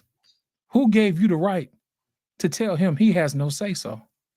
Mm-hmm. And I think that is the issue. We don't have enough men standing up, telling people what's right or what's wrong. Everybody wants to pacify the loudest person in the room. And the killing part about it is the loudest person in the room are not these guys who are getting underpaid from coast to coast on the West Shore. They're out here striking now. You know why? Because they want to take care of their families. They're not out here trying to have hot girl summers. They're not hanging out with the fellas at brunches. These guys are asking for a favorable wage so they can take care of their families, so they can be the man in the eyes of their family. They're not asking this stuff for themselves. They're asking on the behalf of their families. But they're not discluding women. They're not discluding children. They're not discluding veterans. They're not discluding anybody. They just say, I want to be able to take care of my family. Go ahead, Anger Man. I don't want to slow you down, man. But here's the thing, right? you look at the political climate, okay? The thing that the overall left is trying to accuse Donald Trump of, the Democrats are already guilty of. You already have an authoritarian regime. Yes. Already. Because everything that they're accusing Trump of, they're already engaging in. Okay. When Donald Trump was campaigning to be president in 2016, it came out later that Hillary Clinton and the Obama administration was spying on his campaign. They were using 3 different agencies to spy on his campaign, which is against the law. It's illegal. It's illegal. The way that they got the warrants for the wiretaps was illegal. Okay. She ain't been held accountable for that. She ain't been held accountable for those emails. No, nobody's talking about that. Okay. There's a whole list of things that have been going on that everybody just overlooks when it's the Democrats. Mark Zuckerberg has admitted to suppressing conservatives on Facebook. He's contributed a ridiculous amount of money to the Democrats, right? When Elon Musk bought X, he went through the damn Twitter files and showed that the conservatives were being suppressed, that showed that everything was slanted in a certain direction. And now we're looking at it with the mainstream media. Every single time they have a damn debate, it's 3 versus 1. Every question that is geared towards Donald Trump or JD Vance is an attack on Donald Trump. Every question that is geared towards Kamala Harris or Tim Walz is like a campaign slogan for them. And we're sitting back just like, oh, well, it's just fine. It's cool. And constantly, look, it boils down to this. Anything that you hear the Democrats accuse the Republicans of is usually some shit they're already guilty of. And we're sitting back acting like we don't see it. We don't see it. That's why every time somebody brings up this thing about, oh, Trump is a threat to democracy. No, Trump is a threat to their plans. That's really what they're trying to say. He's a threat to whatever bullshit agendas they have going on, whether it be more warmongering or whatever. And just to show you how it's working, just to show you how the socialization is working. There used to be a time where a Republican candidate could come out and say flat out, I'm pro-life, I'm not pro-choice. They used to be able to come out and say, I am against this. They can't even say that now. They have to tap dance around the issue out of fear that they're going to be canceled, out of fear that they're not going to get votes. This is how ridiculous we have gotten in this society. We've gotten to the point where all of a sudden now the Republicans are the evil regime and the Democrats are the saviors of the damn world. Meanwhile, the damn country's going to shit. And it's almost, it looks like somebody trying to wreck a car on purpose. That's what it looks like. And everybody's acting like they don't see it. It's crazy. Grace, you've been waiting. Come on. I just want to, I'm not going to go too long, but I just still can't believe till this day and age that we're still thinking that Democrats' hands are clean. They're the first ones to throw stones and hide their hands. And I mean, you couldn't have said it better, Angry Man. You saw how Trump got Hillary Clinton on the debate. She was bitching about his taxes and stuff. He's like, yeah, I used the system that y'all created. Mm-hmm. That's why he only paid $777 in taxes. So it's like y'all pointing a finger. But remember, when you point a finger at people, there's 3 pointing back. There's 3 pointing back at you. Okay. Remember, guys, Camilla was raised on Karl Marx, and he was about socialism. Do your fucking homework, guys. Okay. Her father was a professor that taught that. So there is a whole agenda behind. Kamala is just the front. She's not even going to run the country if she gets elected. It's going to be everybody in the behind the scenes. At least Trump makes his presence known and grabs his fucking cojones. And yeah, I know. We all know he's crazy and he's off the wall. But aren't we all? At least he real with his shit. And Kamala's mother's No, go ahead. father was in the Indian government. Mm-hmm. That's an interesting little connection there. Sounds like a conflict of interest to me. Yeah, exactly what it sounds like. And look, I didn't even realize how big this fight was against communism. It's been going on a long time. A very long time, to the point where, I mean, just think about it like this, because this is just my personal opinion, and I could be wrong. Why the hell do we have elected officials in Congress that were not born in this country? What are we doing? You got Ilhan Omar up there, like some of the stuff I've heard her say, I'm like, how is she in Congress? How? This is ridiculous. And the only person that's why when everybody say, oh, Trump, he always is saying ridiculous stuff and he's so uncouth or whatever. I'm so glad he's that way. He's the only one brave enough to say what's really going on. That whole thing with the cats and the dogs and shit, he's the only one that would have said it. He's the only one. When they tried to bring it up tonight with JD Vance, he tiptoed around it, and he's the freaking, isn't he the damn senator of freaking Ohio? Yeah. This is how bad we have gotten to a place in society where we are already being censored, not in an overt way, but in a very covert way by putting people in a position where if you say certain things, you're going to be ostracized from polite society. And it's like we freaking decide on the fly what is acceptable and what's not acceptable. It's just like right now in the news, and nobody calls them out for this shit. Undocumented migrants. You mean illegal aliens? Do you see how they're changing the lexicon in order to make things more acceptable? You feel me? And what I'm gonna tell you what pisses me off about that. I've said this before and I'm gonna say it again, right?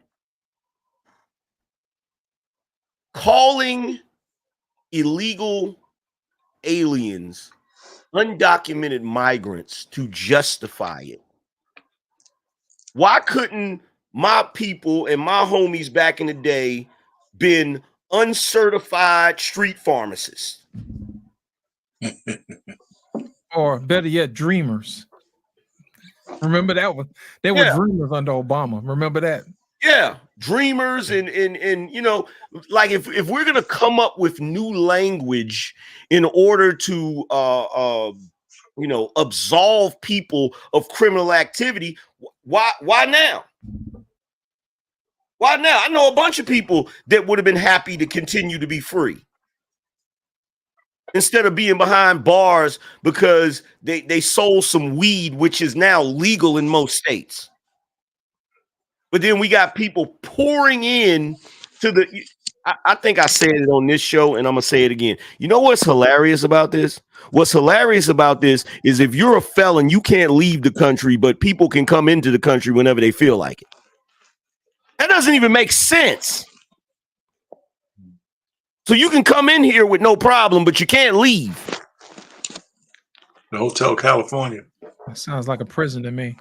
You know, here's a talking point that I want to address, and it's the taxes. And I got a little bit of information that I want to share with you guys because there's this talking point that Kamala Harris is saying, hey, Trump is giving his buddies a break in taxes and that, you know, I'm going to give a tax cut to the middle class and all this other stuff.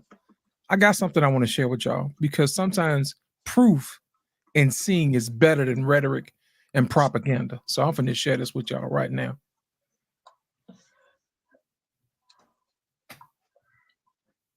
Elections have consequences, right? And this is what happens if Kamala Harris becomes a president. They have unveiled their tax plan of how much money they're going to take from you and it's going to go to the U.S. government. By the way, when you hear this tax plan, the constant narrative you hear is the wealthy don't pay their fair share in taxes, right? It's the poor that pay the taxes, but not the wealthy. Watch this. Bottom 50% of taxpayers in America versus the top 50%. What percentage of all the taxes in the U.S. do you think the bottom 50% pay?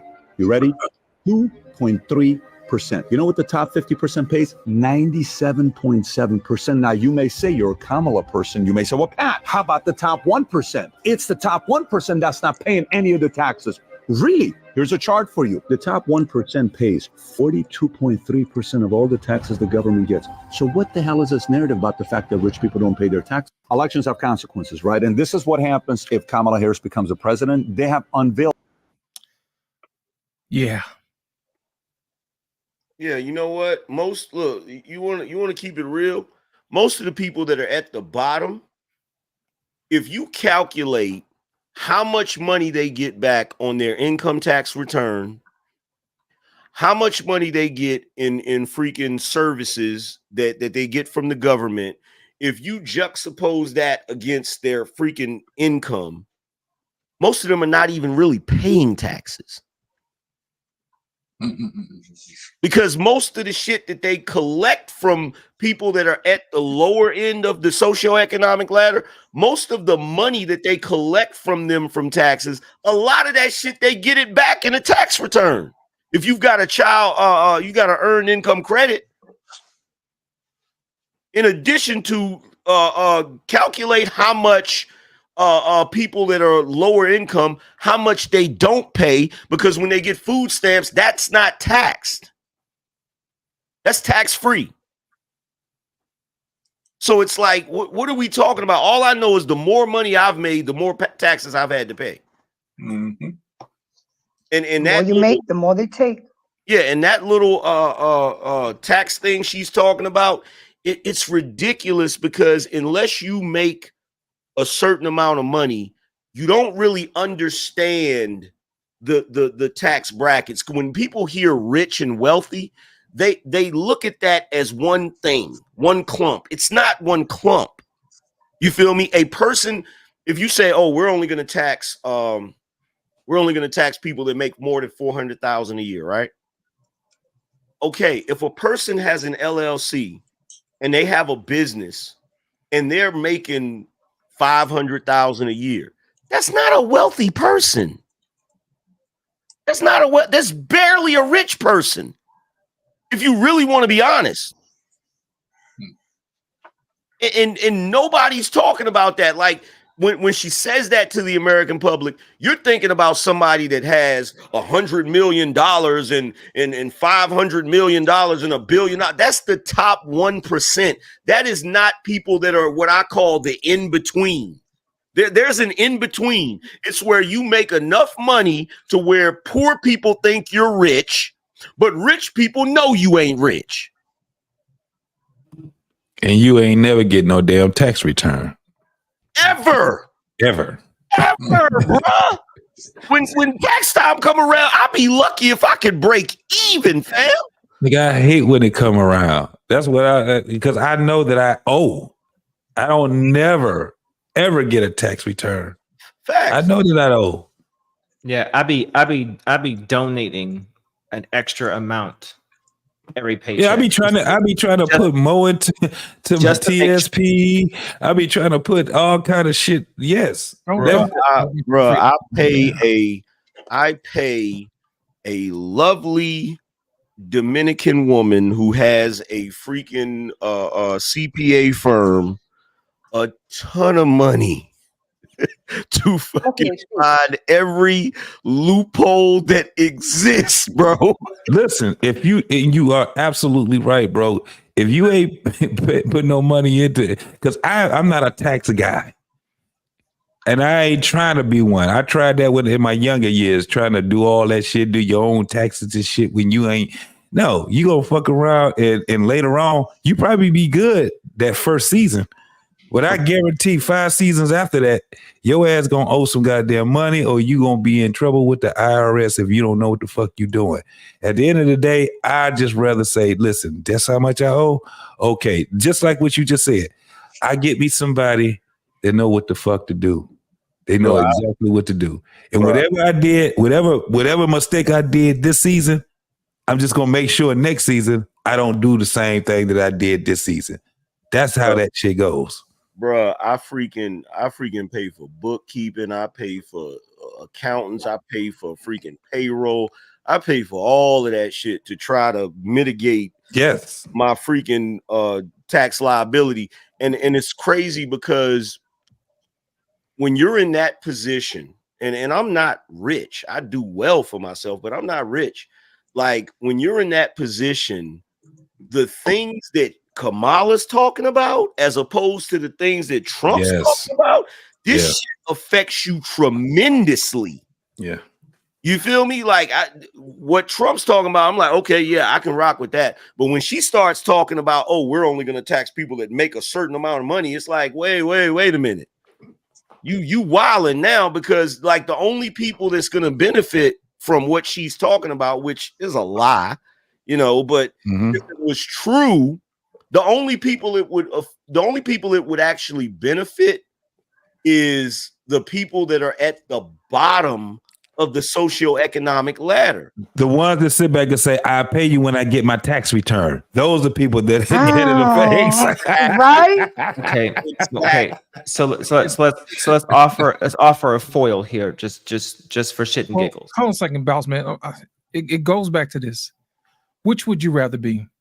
Would you rather be rich enough to pay, or would you rather be poor enough to receive? That's what it boils down to. You have to ask yourself that when you go to the ballot box. Which would you rather be? I'm of the mindset that I would want you to keep as much money that you make as possible. Yeah. Yes. That way you can take care of your family. I don't want you around here trying to figure out how to pay your light bill and all this other foolishness, or how you gonna make ends meet, or how you gonna get by. No, I want you to be ultra successful. I want you to be able to have so much money that you look for places to give it away. Yeah, you see what I'm saying? And I don't want you to be on the other end trying to figure out exactly, hey, are these people gonna put my money on my card on Tuesday because I'm about to turn my lights out? Yeah, my kids need to eat. Yeah, and that's why that right there. Look, I found this out. I said when a person starts to make some real money, in other words, you actually start to have some real disposable income. In my personal opinion, that you can't live the American dream until you get there. Right. Until you get to a space where you have some disposable income, it's going to be hard for you to live the American dream, right? Right. But when you get to that space, it is damn near impossible for you to remain a Democrat. Absolutely. Because it doesn't become about making money as much as it becomes about keeping it. You feel me? You can make it, but how much of it are you going to really keep? And you know what the thing about it is also, Anchorman, about that equation as well too, is that when you keep it, it actually retains its value. Facts. Come on, man. Fact. You can have all the money that you want, but if it doesn't retain its value, we in Venezuela, baby. Or you taking a wheelbarrow of money to get a loaf of bread. There's a difference.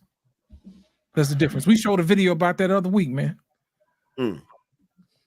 That's what we're fighting for. Something doesn't add up to me. And the only reason why it doesn't add up is because I pulled up some figures.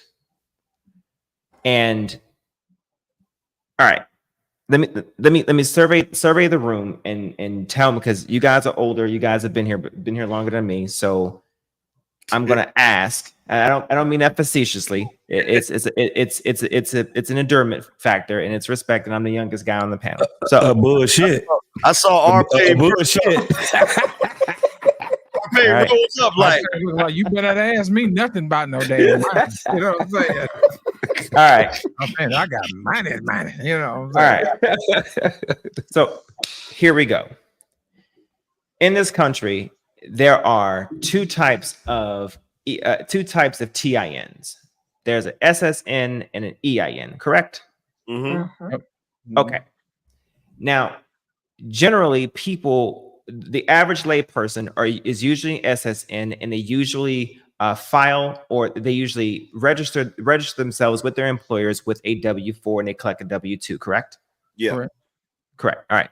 And usually people who are of the EIN prospect, they usually fill out a few things. They either have a Schedule C, or they fill out other various types of documents of the 10 series to file their taxes, depending on what type of assets they have, what type of funds they have, what type of portfolios they have.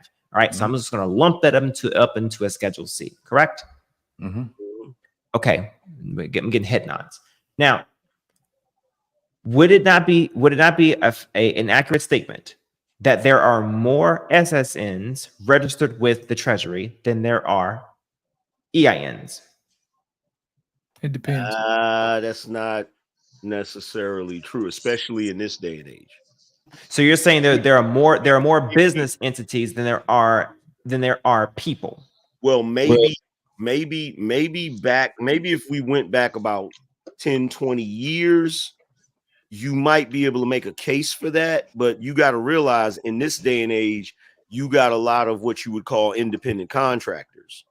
You have a lot of people that are Uber drivers, Uber Eats, DoorDash, Instacart. You have a lot of entrepreneurs now. So it's going to be a little different. Yeah, we're in the age of gig. This is like the gig economy. But you assume that is with the assumption. Okay, fine. Let's rock with that. You assume that every person is savvy enough to know that when you are an independent contractor, that it's smart to put your independent contractor operation under an EIN instead of your SSN. Because I know some people. No, they're probably more than likely. They're probably operating as a sole proprietor. And they're filing it under their SSN instead of using the benefits of an EIN. Yeah, I mean, people are getting smarter, but it's not. We're still in that. Okay, so let's just say and the only reason I'm going this route and saying that there's probably more registered SSNs than there are EINs is because it's probably safe to say that less people are creating businesses than there are actual people. And if they are running a business, I have had to tell multiple people that if you are an independent contractor of some sort, or if you have an operation or a business, whatever the case may be, you need to split that, okay, for liability purposes, but also you can write off a lot of crap in your home, in your personal life, and so on and so forth, especially if you're running your business from your home. Okay. But for most importantly, the issue is liability. If you're running a business and someone sues you, if you tie everything to your personal, everything that's in your personal setting, the personal, whatever, now becomes liable. Okay. Yeah. Anyway. Okay. So the reason why I asked that question is because looking up data here, what I'm pulling up is FY23 federal revenue. Okay, individual income taxes that was collected by the federal government is $2.1765 billion. Okay, now I'm going to tile that under the what is it, W2 or W4 because W2 is return, so W4 is the collection. Okay, let's just say, all right, payroll taxes, they collected $1.63488 billion. Okay. Corporate taxes, they collected 419.6 billion. Okay. Now, inside of the corporate taxes portion, corporate taxes, okay, they didn't have a breakdown, but in payroll taxes, that's Medicare, Social Security, and other. That's how they categorize it on whoever that nigga FICA is. Yeah. Yeah. Right. Okay. So with that in mind, still trying to find that nigga. Is it not a safe bet to say that corporations bring in more quote unquote, I understand that corporations or business entities their revenue is technically called profit, if you will, but they generate more money than your SSNs do.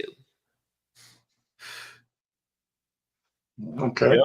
They're a Yep. business. They're supposed to. Yep. They are supposed to. Okay, so then here's what I'm getting at: is that corporate taxes, as far as what they collected, is what's not making any sense to me. I'm gonna make it make sense to you when you get through the graph. I'm gonna let you do what you. I'm gonna let you do what you do. Yeah. Is if businesses make such a huge profit, and they are collecting a lot of profit, they're profiting, even with inflation, even with the issue with money and so on and so forth, they are profiting a lot of money, but they're only collecting this amount of money for taxes. And as far as payroll taxes, well, we already know where that goes to. So my question is, this is where they're collecting most of the money from, is from people's income. So what I'm failing to understand is, what is the harm with pulling more from the corporations to balance some of this out? Because the corporations have other operating costs that the individual doesn't have. The individual is being taxed on labor alone. Right. The corporate entity has other costs, and if you punish the corporate entity, you ultimately end up affecting the individuals, because the individuals are working for the corporations. Thus, there will be a layoff. If you tax the corporate entities more, then they are not able to pay their employees a decent wage. And this is where you end up with what I call corporate flight, when you have corporations that say, you know what, the taxes are too high here in America. Let me move my corporation to another country where I can get cheaper labor and not have to deal with this. And that's the whole entire reason behind Donald Trump giving tax cuts to the corporations, so that they actually have an incentive to remain here in America and be able to hire employees and give them a decent wage. Now, Bossman, I'm going to answer your question with the correct answer. Okay. The answer is that most of the money that these corporations have is overseas, and they can't bring it back. It's called repatriation. So guess what? They'll take that money and put it in infrastructure, in the manufacturing overseas. And guess what? They can't take that money and bring it back to pay employees here. That's the reason for the difference in the amount of money. The other portion of the money, the greater portion of the money, is actually overseas. And because of your beloved government telling them, if you bring it back, we're going to tax you at an X amount of dollars, they're going to leave it overseas. They're going to build new factories like Apple did when they moved their factories to India. Instead of enhancing their stuff in China, they was like, you know what? We got a little extra money. Let's build some factories in India. And India, if last time I checked, they're part of BRICS too. So they're trying to cover it. No, I'm just simply because I'm a corporate entity, right? Right. Yeah.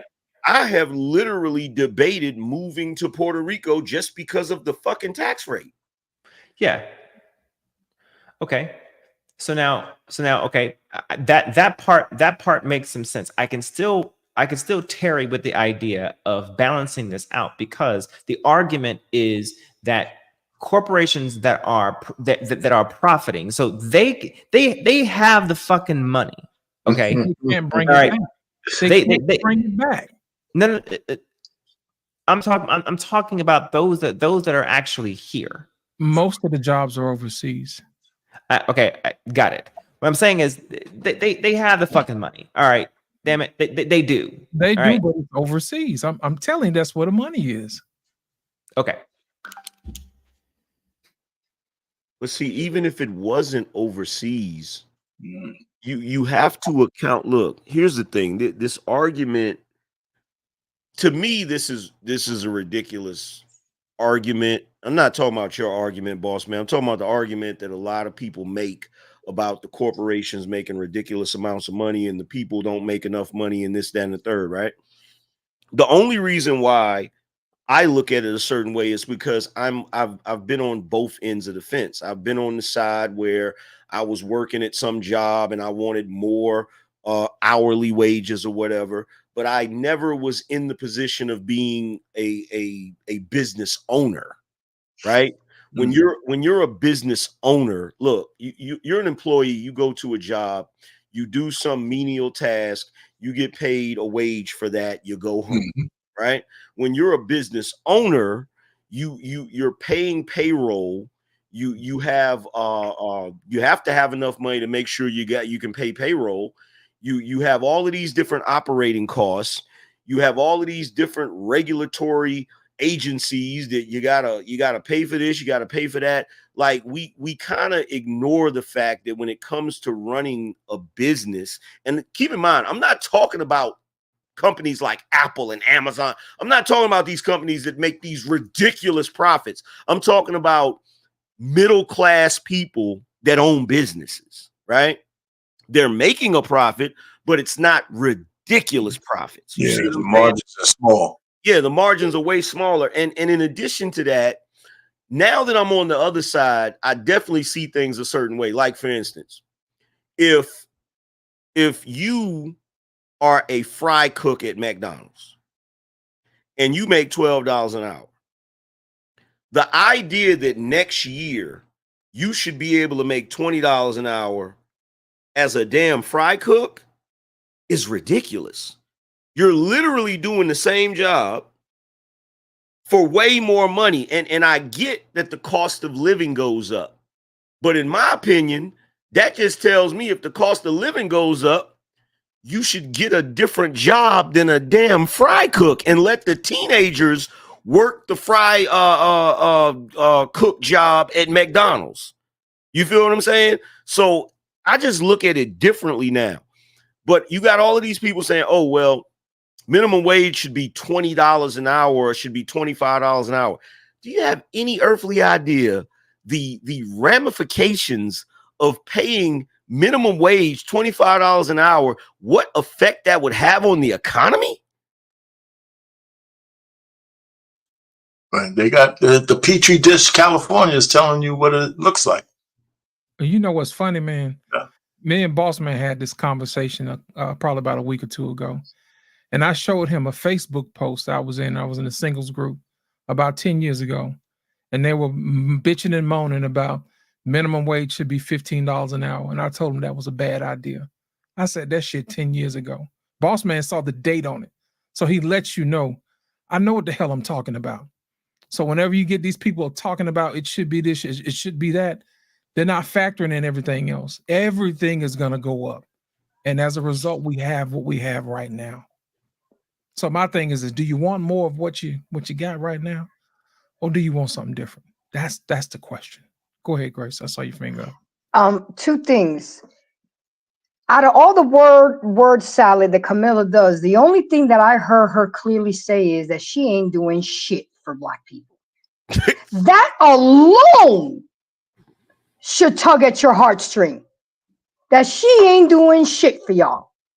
Okay? And the second thing is, Anissa, you kill me.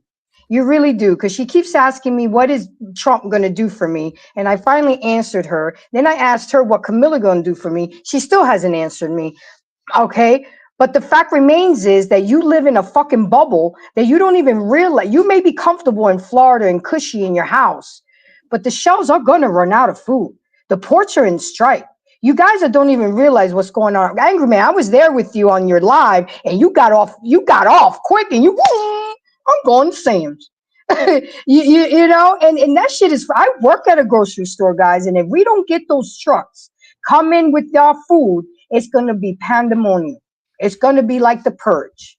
Every grocery store has 3 days worth of food at any given time.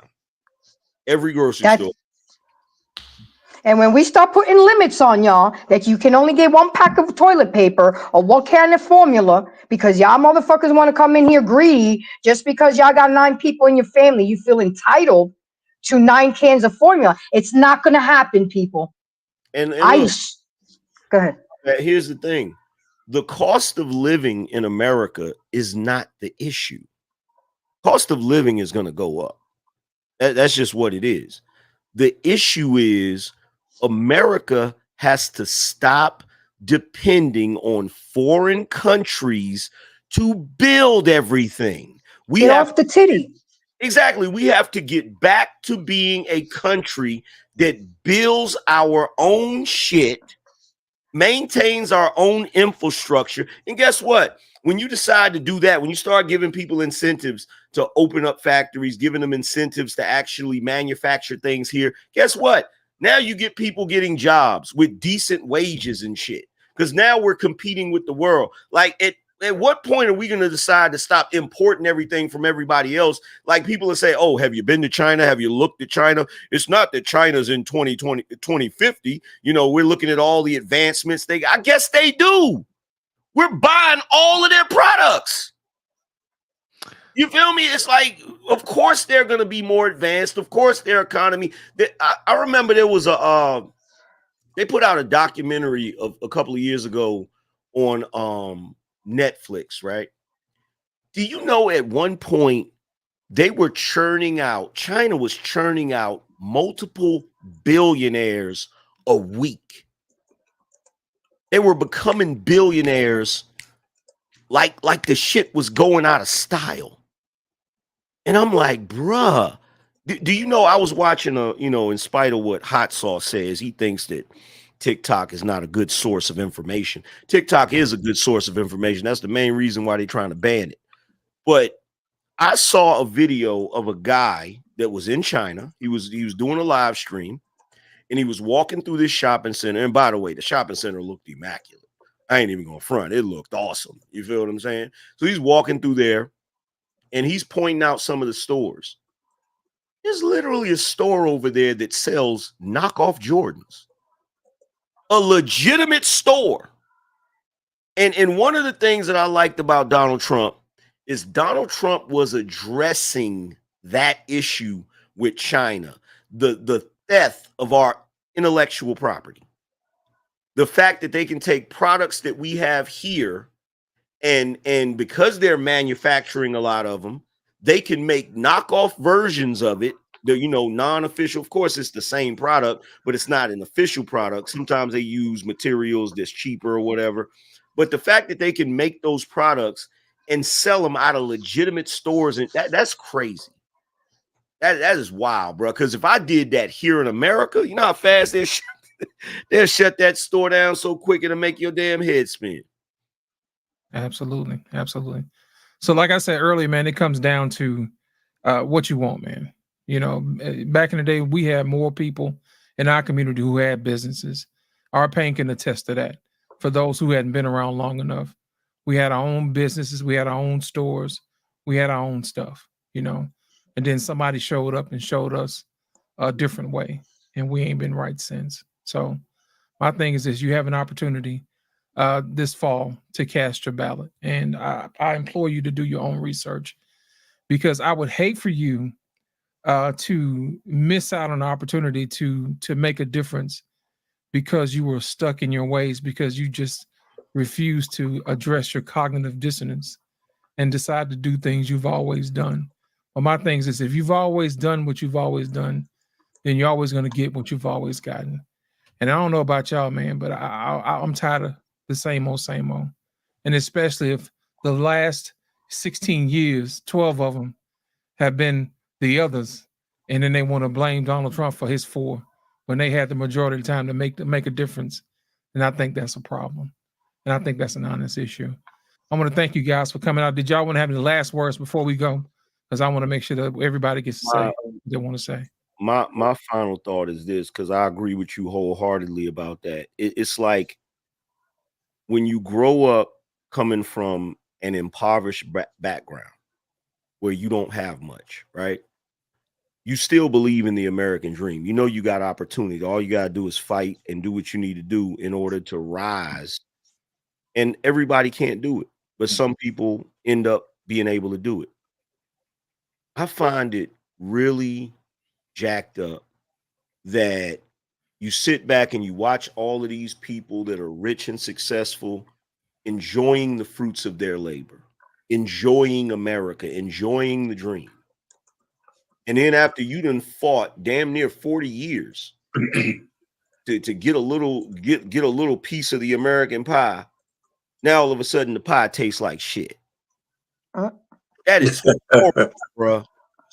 That is horrible. Like, it's like, and I think about this sometimes as an individual. I sit back and I watch the politics play out, and I say to myself, why y'all wait till I get some money to fuck the country up? Yeah. You know what I'm saying? Like why? Like, why is it now the house that I want that normally would have been 250, 300,000 is $1 million house now? You feel me? Like the things that I want, like, it's like, bruh, I remember being able to go to the grocery store, fill up the cart, and it might be a little over $100. Yeah. Now you buy 10, maybe 5, depending on what items you get. You buy 10 items and you at $100. And there's just a corner of the basket. Yeah. No meat. No, you got the little, you don't got the cart, you got the little basket, the little hand. And you still ain't buy no meat. The seat you put your kid in when they're a baby, you know, you get to fill that up, you know. Yeah. So I got a real quick one. I'm just thinking that this election, I think black men have a chance to stand tall and break those demonic bonds that the Democrats have on our community. If we can get our numbers down low enough and make sure they lose in some swing states where there's a lot of us, I think if that'll say something. I mean, we could stand up and say, listen, you know what? Nobody's telling us what to do anymore. Not no black women, not no more Democrats. That whole bullshit hole that they have on us for all of those years. You could see it deteriorating right in front of your eyes. I mean, the Democrats look like monsters. If you think about what they're doing right now, the way the media has exposed themselves. It used to be Fox that was so biased that they stood out like a sore thumb. They're actually looking more like a media outlet than all the rest of the channels. You know, because they're, somehow backing the Kamala, right, the brown skin lady, who they hated just before the coup. So I just think we can make some difference now, and we shouldn't start. And the black men shouldn't cower when they come for us after they lose the election. People should stand 10 toes down and say, "Yeah, it was us." And if you ever want our votes back, you got to get on your knees. That's it. What'd you say? What you tell him, R-Pain? Oh, you gotta give him that huck too and spit out. Gotta get on your knees. Oh man, That's it, I'm done. I don't know if you want to follow our pain behind that one. all I simply going to reiterate is, people, do your research, do your homework. Don't vote on feelings, vote on facts. You may not like Trump, but you got to respect the man, because Camilla has nothing to offer you. She really doesn't. And she already said it in your face. Like I said, that was the one clear that I understood under all the rubbish that she said, that she ain't doing nothing for black people. So that alone, why are we even sitting here for almost 3.5 hours? She said it to y'all. She ain't doing nothing for y'all, but y'all still want to vote and be puppets. Oh my God, it's a black woman. I'm going to go vote for her. She's going to do me good. And then you got Tampon Waltz over here with his Transformers in the state of Minnesota. So really think, and if y'all call yourself Christians and followers of God's, those morals don't align with the Bible. So with that, I digress. My mic is muted. Fight. No voting for Kamala's walls. Swallowed up. Have you ever been swallowed up? Let's go, boss man. I know it seems like it's been 9-on-1, man, but it's on you, brother. Oh no, it's cool. I'm used to a little bit of adversity, and a little bit of difference. No, it's cool. I appreciate it. So I'm in my final thought here. I'll offer two bits of pushback. Embrace. I'm coming for you first. Kamala says that I'm not going to do things just for Black people. There is a key word that is missing, just, in her quote. And I had to go back and listen to the statement again. She said, just for Black people. So the reason, I swear to God, you're splitting that. No, I'm not. I'm providing context for a reason, because no president should ever be just doing something for just one. However, to give but you they some did, credit, sir. They did for the Asians, for the alphabet people. I am. Hold on, because I'm objective. Remember, my thing there says the objectivist. However, I will posit and submit that looking at the accomplishments on the White House .gov, they did happen to be able to single out bills that were specific to either certain groups, classes, or ideologues. So I'd argue and posit that if they are able to do that, then they can also spread the love and provide something for individual classes, groups, or ethnicities. I think they are able to do that. The only thing I'm correcting you on is on what her quote actually said. Okay. We got Juneteenth. So the operative word is just Black people, but it still includes that she ain't doing much for Black people. Hey, I can only correct what was said. Now, but I find it interesting, for the most part, that I find tribalism on both sides. Okay, I see that on no matter what side of the bird that you fly on, you're gonna find it where there's tribalism, where you are unable to view past your red or blue rose-colored, lens here, whether it's blue or red for the most part. And I implore everyone, basically, before you fill in your bubble on your ballot, to do your research. Take a look. Vote for the person that you believe is going to be able to be advantageous to you and more efficacious to you and your life and your well-being. For me, I am not in the Trump camp. I'm just not. And the only reason why I can say that it's not because of his person, that is not solely because of his personality or his person, because I don't believe that we should look at that in the sense of just who they can be as a president. I'm looking at, in this case, he's already been president, and we don't have to project, in a sense, who they could be in this case for him, because we already seen what he has been able to do.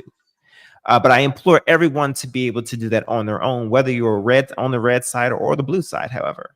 But don't be in an echo chamber. Go ahead, Ingerman. Well, let me just say this real quick. Sure. I voted for Obama twice. And the reason why is because I genuinely thought, he was going to do certain things, like the nigga fooled me, right? So let's be real. Like, I'll vote. The one thing I can say about you, boss man, that I do respect is that you can debate without taking anything personally. You don't jump down in the mud and start name calling and stuff. So, it's cool to have a debate with you.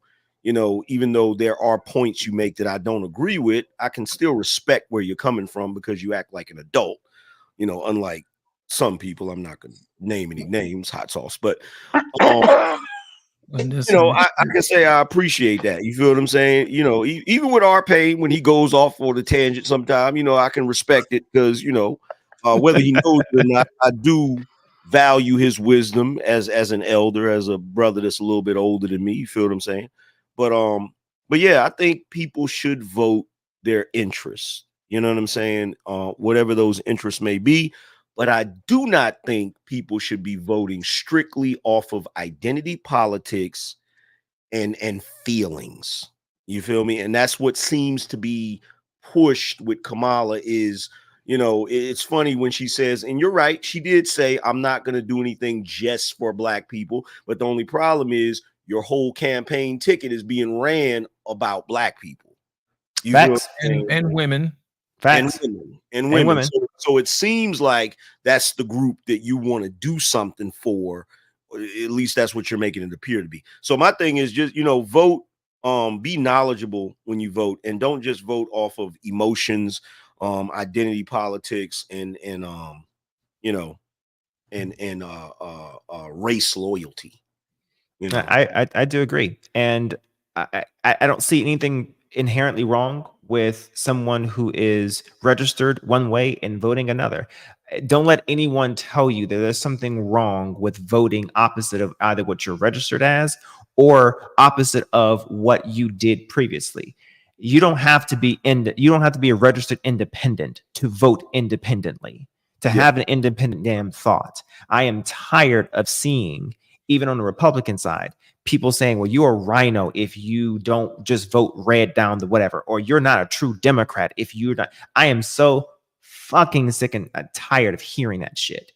You are an individual and you're able to vote. I should be able to look at this damn ballot and vote blue on one side and vote red another if that's what I want to do. I should be able to vote blue for president and vote red locally if that's what I want to do, and not be judged for it. So if I had to end it all, I would just say vote for who matches your own needs and requirements for your family, especially if you're married. And don't let anyone fault you or judge you for that decision. Over. I'm gonna wrap this thing up, man. I'm gonna end this with a Bible verse, and it goes like this: when I was a child, I spoke as a child, but when I became a man, I put away childish things. Let me explain something to you. The reason why I can talk with such conviction is because I used to be blue. I know all the tricks. I know all the little maneuvers that they do. I listen to how people conduct themselves when they try to make their arguments, but it doesn't seem to work. And they try to figure out why it doesn't work. It's because I've already heard it. Now my eyes are open and I can only go one way. There's nothing that you can say and nothing you can do because I've seen it. My eyes are open. I know exactly what's going on. And I would hope that you guys one day would do the same. The only difference between me and you is I had the courage to look. So I'm asking each and every last one of you, have the courage to look on the other side of the aisle, because as at the end of the day, we all got to live here past election day anyway. And we're all going to have to reach across the aisle, and we're all going to have to work together.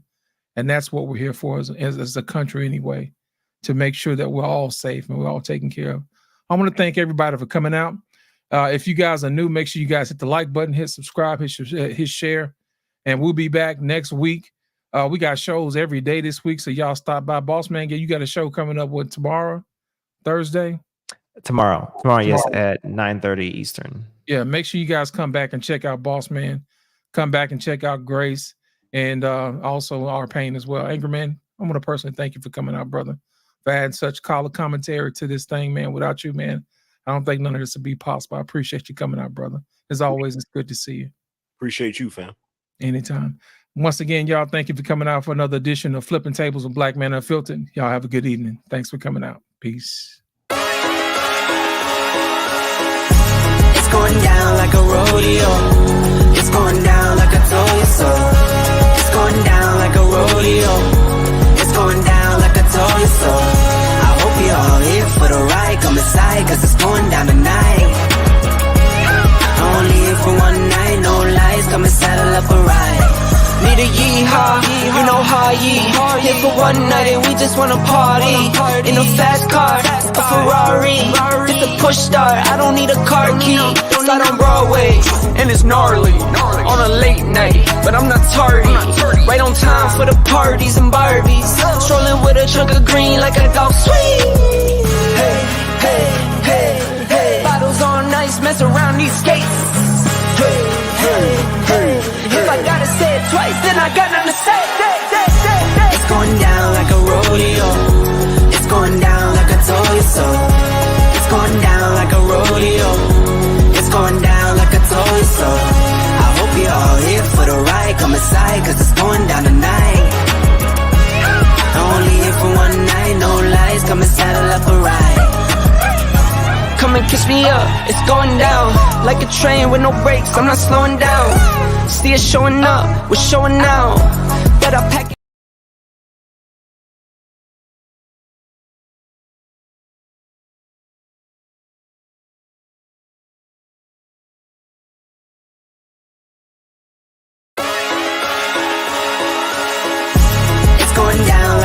rodeo.